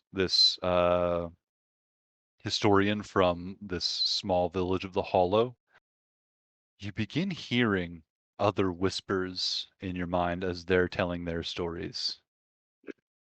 Whispers that say, "Oh, life will give its sustenance to rebirth. The new will be made on the corpses of the old."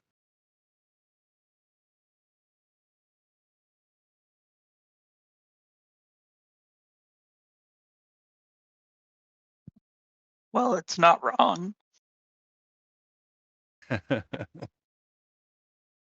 Maybe just not all at once. Easier this way. Just get it all done at once. Yeah, get it out of the way. We're just putting Efficient. it off.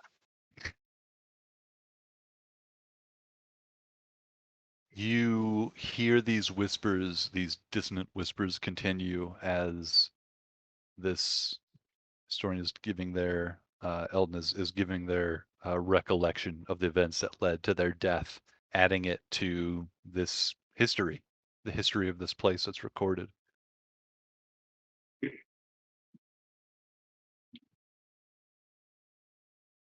I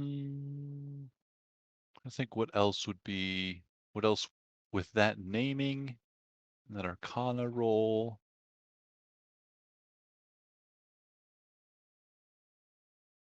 Was this the person who's talking to me? Does he mention how it got into Hollow? That it was implanted in a druid already?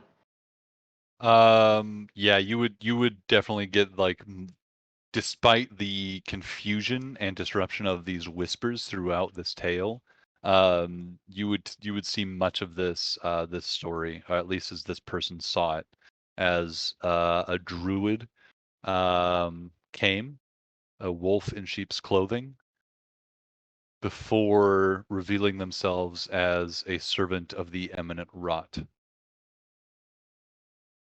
and revealing their true nature. You see a horrific moment as this person recounts that this druid made this pronouncement as many of the people were already falling into slumber, and soon this historian did as well.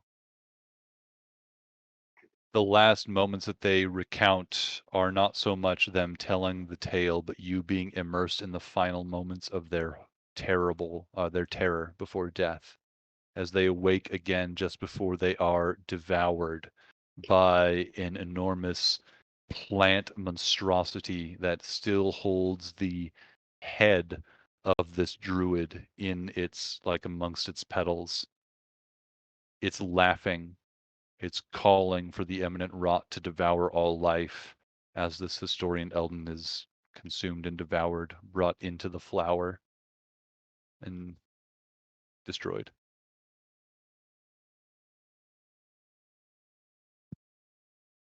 This And we sounds killed really this familiar. zombie. Didn't hear either of you. Yeah. But then we killed this zombie. I mean, Soggy killed this zombie. Yep. Yeah, that sounds He didn't very remember familiar. that part, thankfully. His life as a undead flower monster. Yeah, it just got worse from there, didn't it?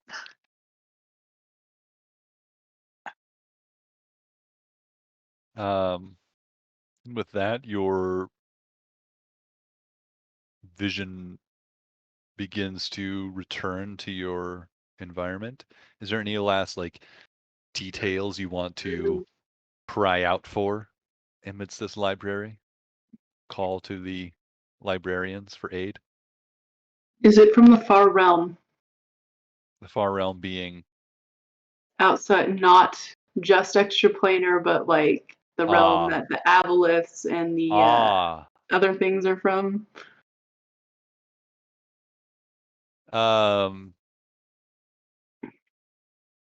Aberration Your land. your question is left unanswered as a result of your previous Arcana roll. Darn it, I knew it. Stupid. I know I'm right. Whatever.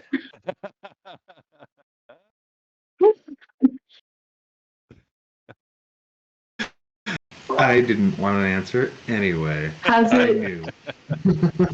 How many worlds has it consumed? As your vision is returning to your body and like light and like the surrounding library is receding from your view, you see one last fleeting vision of what look to be like planets or marbles inside of enormous like spheres of glowing silver, filling with darkness and the silver light blinking out. This happening across dozens and dozens of planets, of solar systems, of worlds.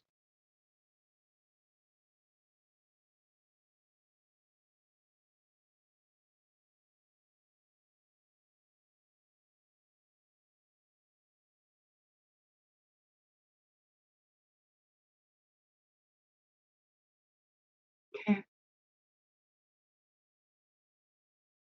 And with that, you return. Cool.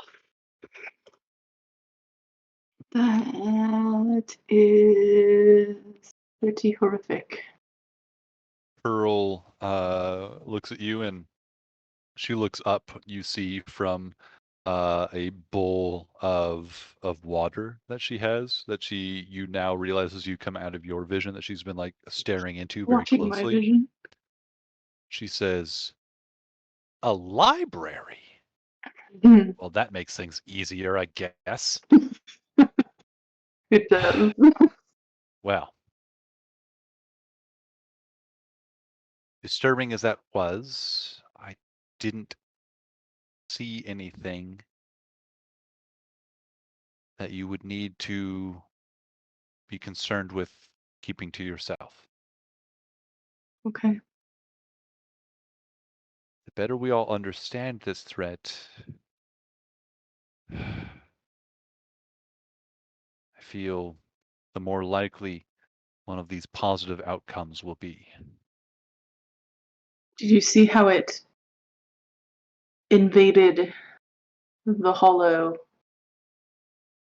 in the guise of the druid? These druids taken on the role of spores of transporting this sickness. And we must be even more on our guard than we already are. Indeed. Thank you. You're Your welcome. sight certainly different from mine and offers fresh insight. Would you like me to tell Korgath or you? What? Would you like me to tell Korgath or would you like to have that role? Korgath? What's her name? The head Kolgor. Kolgor. Kolgro. Kolgro. I can't remember names. Every time I introduce a new character, I have like a little name card that comes I up. know, right? Yeah. I appreciate the slow lowering. I will inform Colgro of what we have learned, of what Colgro needs to know to do their job. I'm going to tell the druids from my homeland to avoid the circle for now. Our circle. Yes. And any circle outside of our isolated peninsula. Simply out of Racist. an excess of caution, since you have these druids from the imminent rot here, if they, by some insidious device, manage to spread it here, I want to make sure that the other circles, that there is some bastion of safety. Well, we will be sorry to miss them, but Hopefully it do will what only you be must to see your temporary. people safe. I mean, it will ultimately be up to them, of course, but I will at least warn them. Well, we can only benefit, I think, from taking this threat seriously. But I fear it may take all our strength to see it sealed again. I should have tried to find out how they, or if it's been sealed away and how. If this thing, perhaps we need to learn a new name, Yes. its name, not merely that which we've given it. Because once you know its true name, then you can kill it with fire. Would it be I so easy wonder. if flame would do the job? But at least then we might know it better. We might know I how wonder to if fight it. gray grows some more. If we could talk to plants again and find some way to get its name from it. Great, good grower. I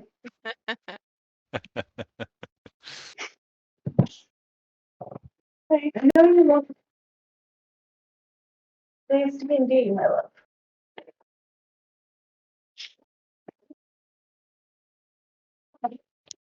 My gosh. Sorry, my cat won't stop meowing. Mhm. Where did you go? No, it's spirited. Okay. Yeah.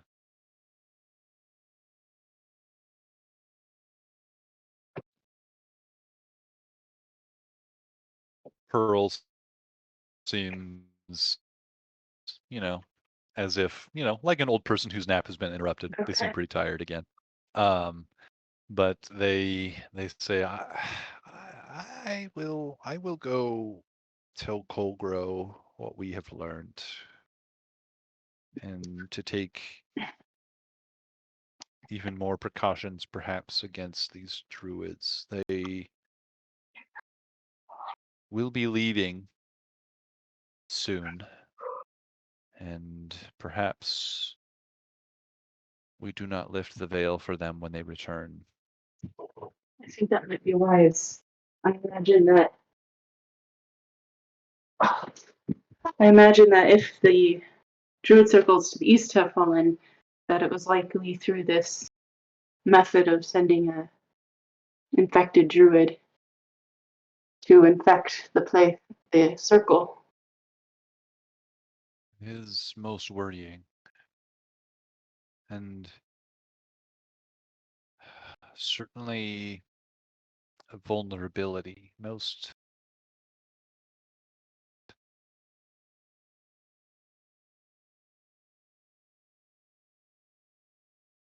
would be few would turn away someone who sought aid or safe haven, making themselves all the more vulnerable to this incursion. This, Maybe we should treat it like a communicable contagion. Plague. it appears more and more what it might be.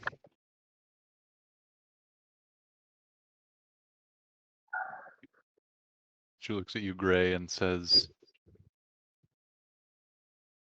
"Learn what you can from this infection, Gray, but be careful not to let it run its course." Great fight, fungus. You have acquired many such infections over your time here and overcome them all. I hope too that you will find the strength to overcome this infection. It is stronger than any you've come against before, Gray. And much depends on it.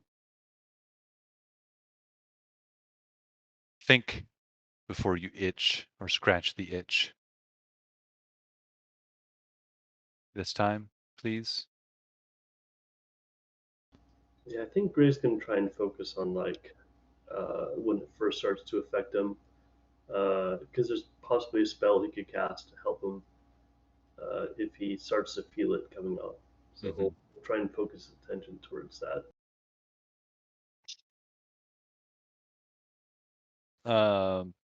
Do you have access to Greater Restoration, Gray?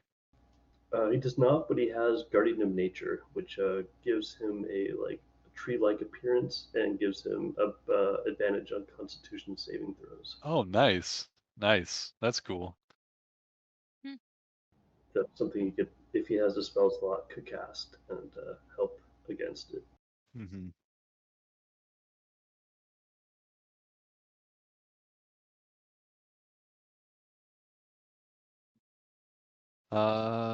Well, with that, Pearl, a little less energetically this time, but lets you know with no uncertain terms that it is her time to return to a nap, and she still has a few tasks to take care of before that. So the sooner you are gone, the sooner she can be sleeping again. Is there anything else you'd like to do here before you return home? Another kiss on the cheek, tells her he loves her, and then yeah, he's ready to go. Awesome. Well, yeah. With that, you return back to the familiar stomping grounds of Ketten. Just in time for the celebrations, the revelries celebrating your recent victory.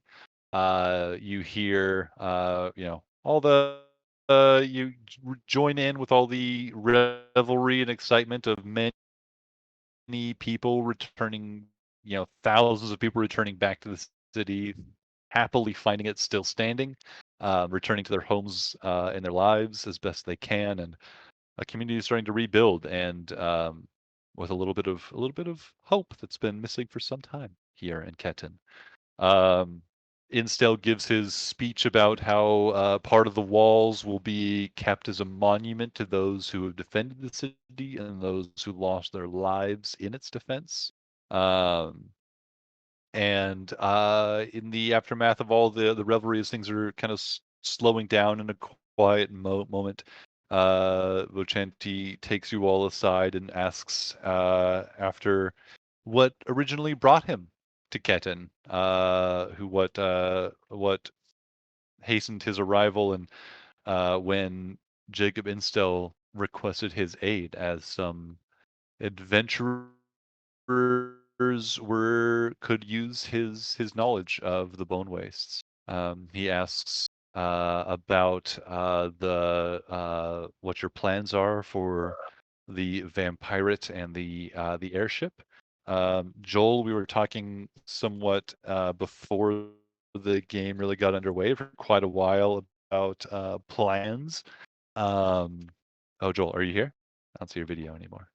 I am here, and I appreciate your use of the term vampirate. It is copyrighted, though. That's the only official term now. It's been coined, and it is beautiful. Indeed. Oh, Mark, as we're leaving the Druid Grove, I would like to pick up a stone. Yeah, absolutely. Add it to your library. Mm-hmm. Hmm.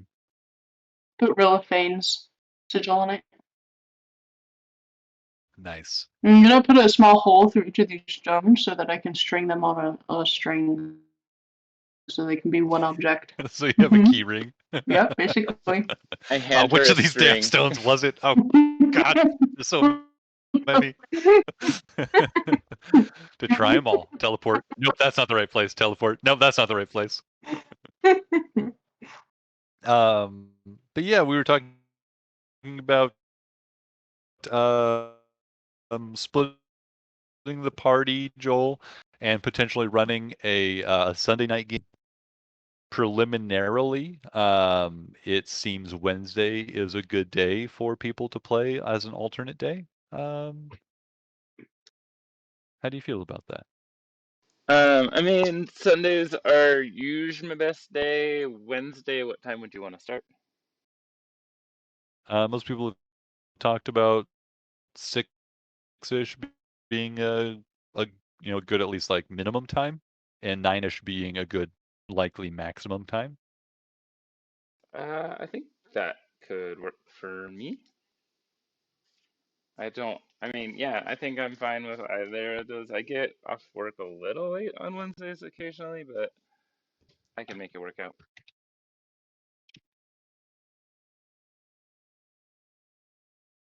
Okay. If you can make Wednesdays work, I think that would be the most convenient.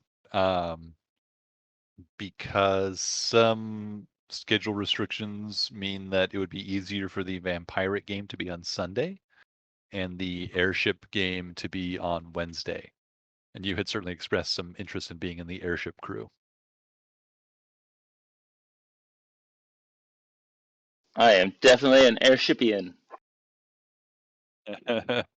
Okay. Well, yeah. If you think that could work, we can plan on that, having splitting the party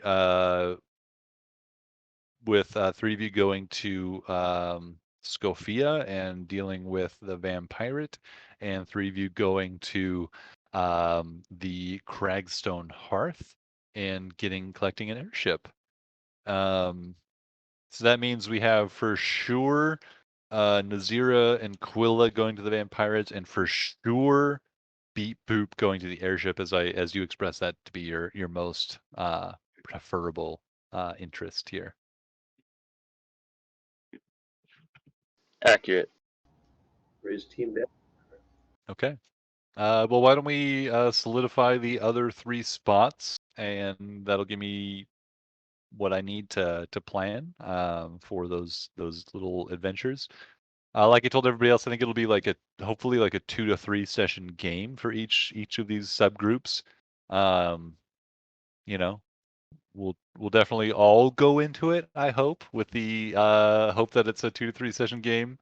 And understand when I need to occasionally, if that comes to be, that I need to, kind of hasten things on a little bit. It's supposed to be maybe like a fun interlude between the next like big like leg of this, which will probably take place after Sarah runs some vampire game, and anybody else that wants to run a game can jump in if they've got something they're excited about sharing with us all. You're welcome to jump in line after Sarah. I don't want to dominate all the Sundays we have together, though I do enjoy DMing, and this has been really fun for me. But yeah, how does that sound for people? What do you guys think? I like it. It's a magic team versus melee team. Yeah, I think that sounds good to do Yeah. the 2 small groups.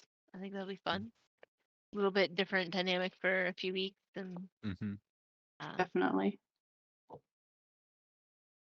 and then shifting into a totally different kind of game until we get ready to go off on our next big adventure as the big help game. Yeah. Hopefully aboard an airship.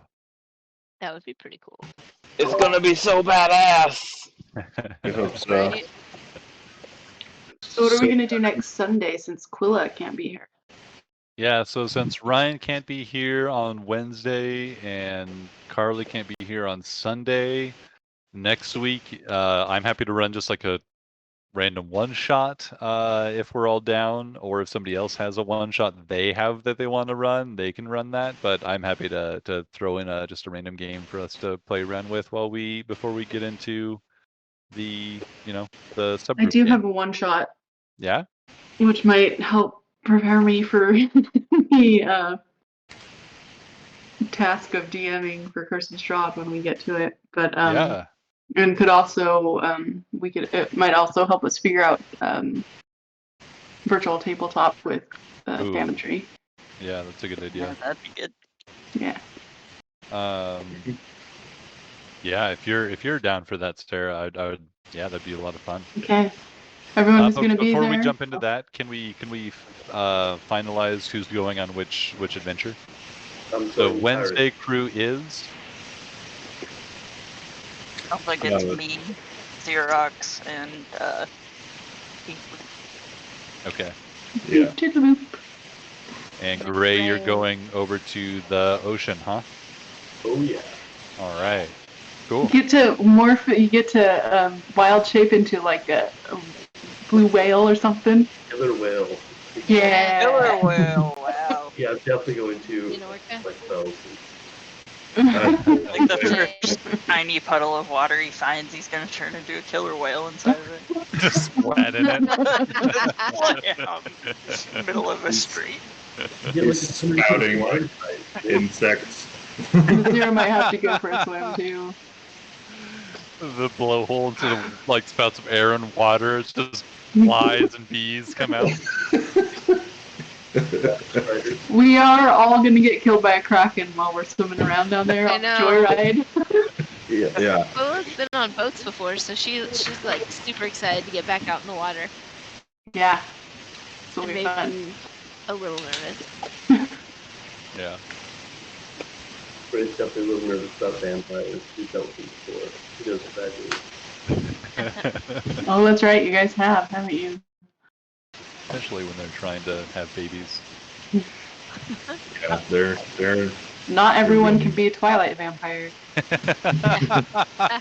Not everyone's a Bella. Come on. Yeah, we were definitely Team Jacob for that. You know? We murdered the hell out of everyone. Little vampire family dwelling in a mansion, and we murdered them. We walked in there and killed them all. Blew up their basement and murdered them. Yeah. We're like, we're not hurting anybody. I'm a doctor. They're not even living, all right? It's hardly murder when they're not even alive. Yeah, we can't take a life here, so. All right, now cool. we turn their house into a bed and breakfast. You guys have all your like daily cost of living expenses handled just by opening your Airbnb, your vampire Right. Airbnb. To, You have occasional mostly- guests wandering It's one through. of those themed Airbnbs. It's mostly so we're Twilight like, oh, yeah, it's fan haunted, girls that so... stay there, so. We also accept contracts from the local mafia scene. You know, we have a laundry chute that goes all the way to the bottom, which is just now an open hole. Right? We don't really know where it goes. So you know, they throw their problems in the chute. Done. If it comes back, not our problem. If it comes back, it's probably an undead monstrosity that needs to be destroyed anyway. So just kill it. Yeah, I mean, then they can hire us to kill it. So, Yeah. you know. Yeah. Have Done, one done. vampire That's for a enough. genuine Edward experience. When Edward experience is a horrifying He's all like chained up and lashes out at anyone that comes close, but they come and take a selfie with him. Then you for an extra 5 gold pieces, you can climb onto his back and he'll call you Spider Monkey. Real quote from the movie. Oh my gosh. Oh. Oh. So painful. Painful that you know that. I know. Yeah. I'm so disappointed in you, Mark. Oh, I loved It's it. sad that you guys don't know that. Yeah. It is a cultural phenomenon. Come on. We all watch it and we all enjoy it in our various. I think I did watch that with Mark. Yeah, I think we watched it at your parents' house. Yeah, And we were like, at my house. yeah, we were like, well, might as well watch this. It's stupid. Oh, Let's make it's fun so of it. terrible. It's so bad. They're all so bad. Ah, Lordy. Cool. So to finalize, so we'll start the subgroup game, I guess then the Wednesday after this one. We'll start with the airship group on Wednesday week after this upcoming Wednesday. So my calendar says that's Wednesday the 2nd. And the Vampirates game, oh thank God. Oh, the quiet. Oh, it's so much better. Thank you, Jared. The Sunday will be the Vampires game will start week after next. That'll be what, the 6th of June? Probably.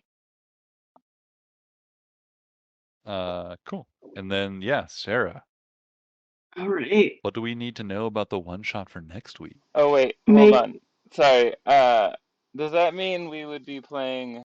Is it is it 2 or 3 sessions? Yeah. Yeah, the airship / vampirates. Yeah, hopefully I'm aiming for a 2 to 3 session little jaunt. But you know, be prepared for a possible 4th and be horrified at the prospect of a 5th. If everything goes horribly wrong, we'll be playing 5, but hopefully I think we can just count on 5 for the map group. I mean, that's probably accurate. On that, in the Vampirates game, in addition to Gray just torpedoing some conversations, there may be some NPCs that are just like, enough talk! I'm too right. We'll be like nodding, like, yeah. Wednesday the 16th, I will be out of town. We're going to the beach. There's a chance that I may be able to play still, but we'll see. Okay. Yeah, you can play remotely from the beach. That's cool, Fancy. bro. Make sure that whatever time you spend with us is quality time you're taking away from your family. Please. Oh, you better believe it will be. It'll be our first night at the beach house, and it's like my whole entire family, but so we'll see what happens. Just lock yourself in a room. Yeah. Tell them you're summoning Satan and they'll understand.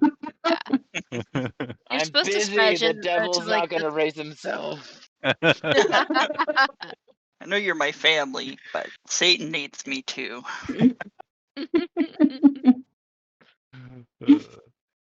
Yeah, well, if there's with these games, you know, if somebody's going to be gone, like once we get underway, if somebody's going to be gone for a session, you know, kind of like take a temperature, but I'm leaning towards just like NPCing your character a bit and just going I think through. that's fine, personally. That makes sense. Yeah. So we can just keep things moving along. Plus, it's gonna be hard over the summer to like maintain as much consistency, I think.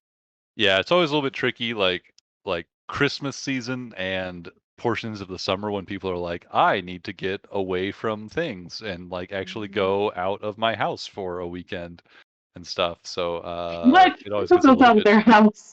It's a weird behavior. I don't agree never with say that. it. But yeah, yeah, there might be a little bit more of that in the you know the warm season. we'll see. But yeah, if it's just one, or like if it's just one person gone on one of these like shorter groups, I'll probably just say let's carry on. If it's 2 people gone on a regular game of 6 people, I'll probably say let's carry on. But beyond that, I'll say let's table it for the weekend or whatever. If everybody else is okay with that. I feel like that's reasonable. Okay. Well, cool. Yeah. Sarah, what Right. character should I make for your one shot? Make a level 5 character. Level 5. Oh, 5. Yeah. What's the Overpowered. what's the setting? What's the feel? What's my It'll character be gonna get involved in? Mark's world. Huh. You are going to start out escorting a caravan traveling from one of the free cities up to another one overland. Mm-hmm. Yeah. Are we Hey. very religious? Not religious? What's the? However religious you want to be. I have 3 You could be an religions. inquisitor. You're using I the guess I'll piety put 3 chart points from into the religion. Theros guidebook. Yeah. D&D Beyond. I did link to the campaign, so in the Discord, so you guys can make your servers on D&D Beyond, or your characters on D&D Beyond if you want to. Nice. And then if you have the chance, sometime soon, go to, let me find it.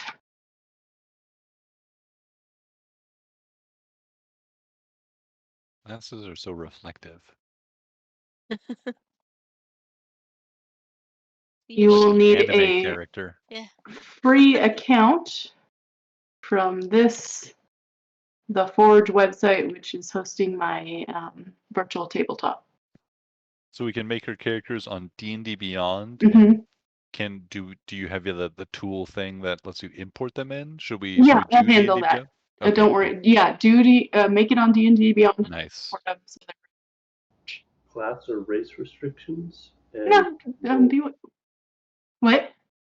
how do we roll? And class or race restrictions? We'll use the normal rolling. If you guys want, unless you want to do 46 point. drop 1. Yeah, unless you want to do point by. It's up to you guys.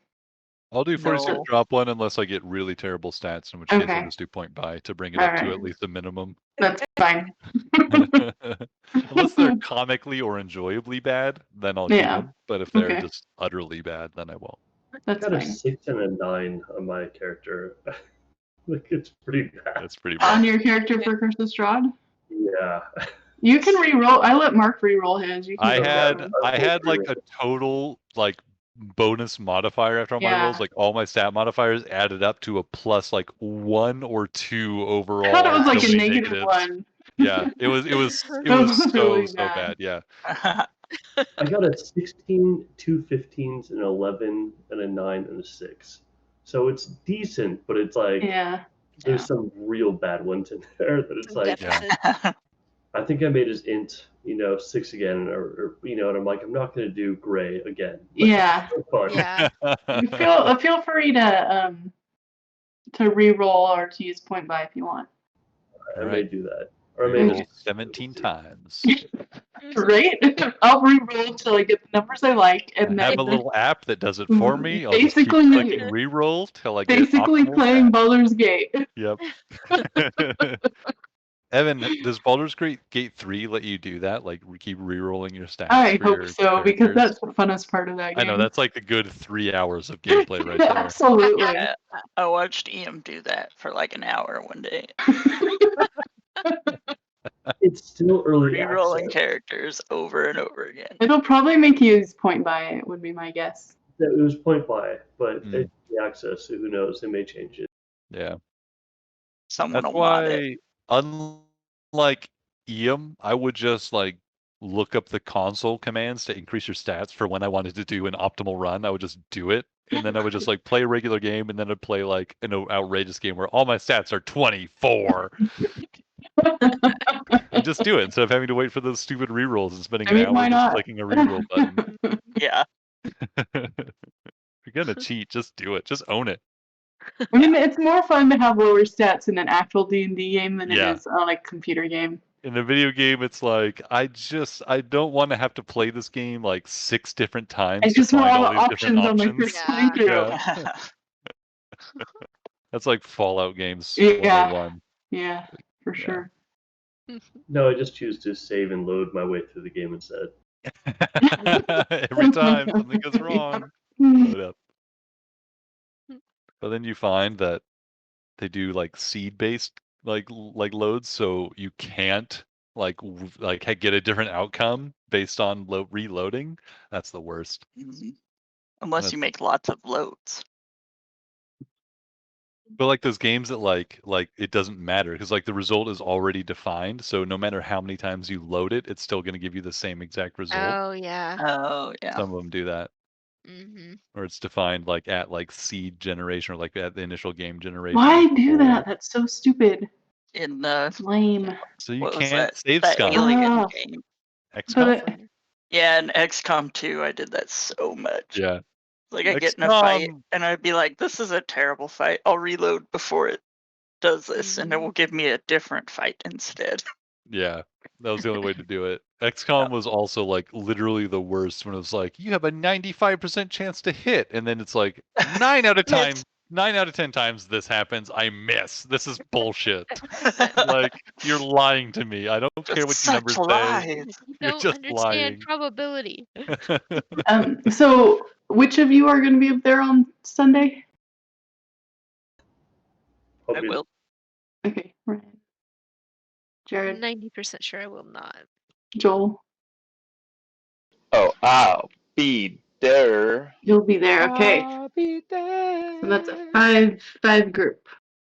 All right, perfect. Get ready to die. Yes. You can try to kill me. I'm gonna have a 20 constitution with heavy plate armor. Troll regeneration. So if we're like guarding running like a caravan or whatever, are we just like a mercenary group? Like what who am I? What brought me here, Sarah? What's my motivation? Yeah. Am I just out for those Benjamins, getting my payday after a long journey on the road? You don't need Is that a likely? motivation to be. Yeah, I think so. Like, because the overland routes are less common than like the river routes, and so As this. Quilla has been telling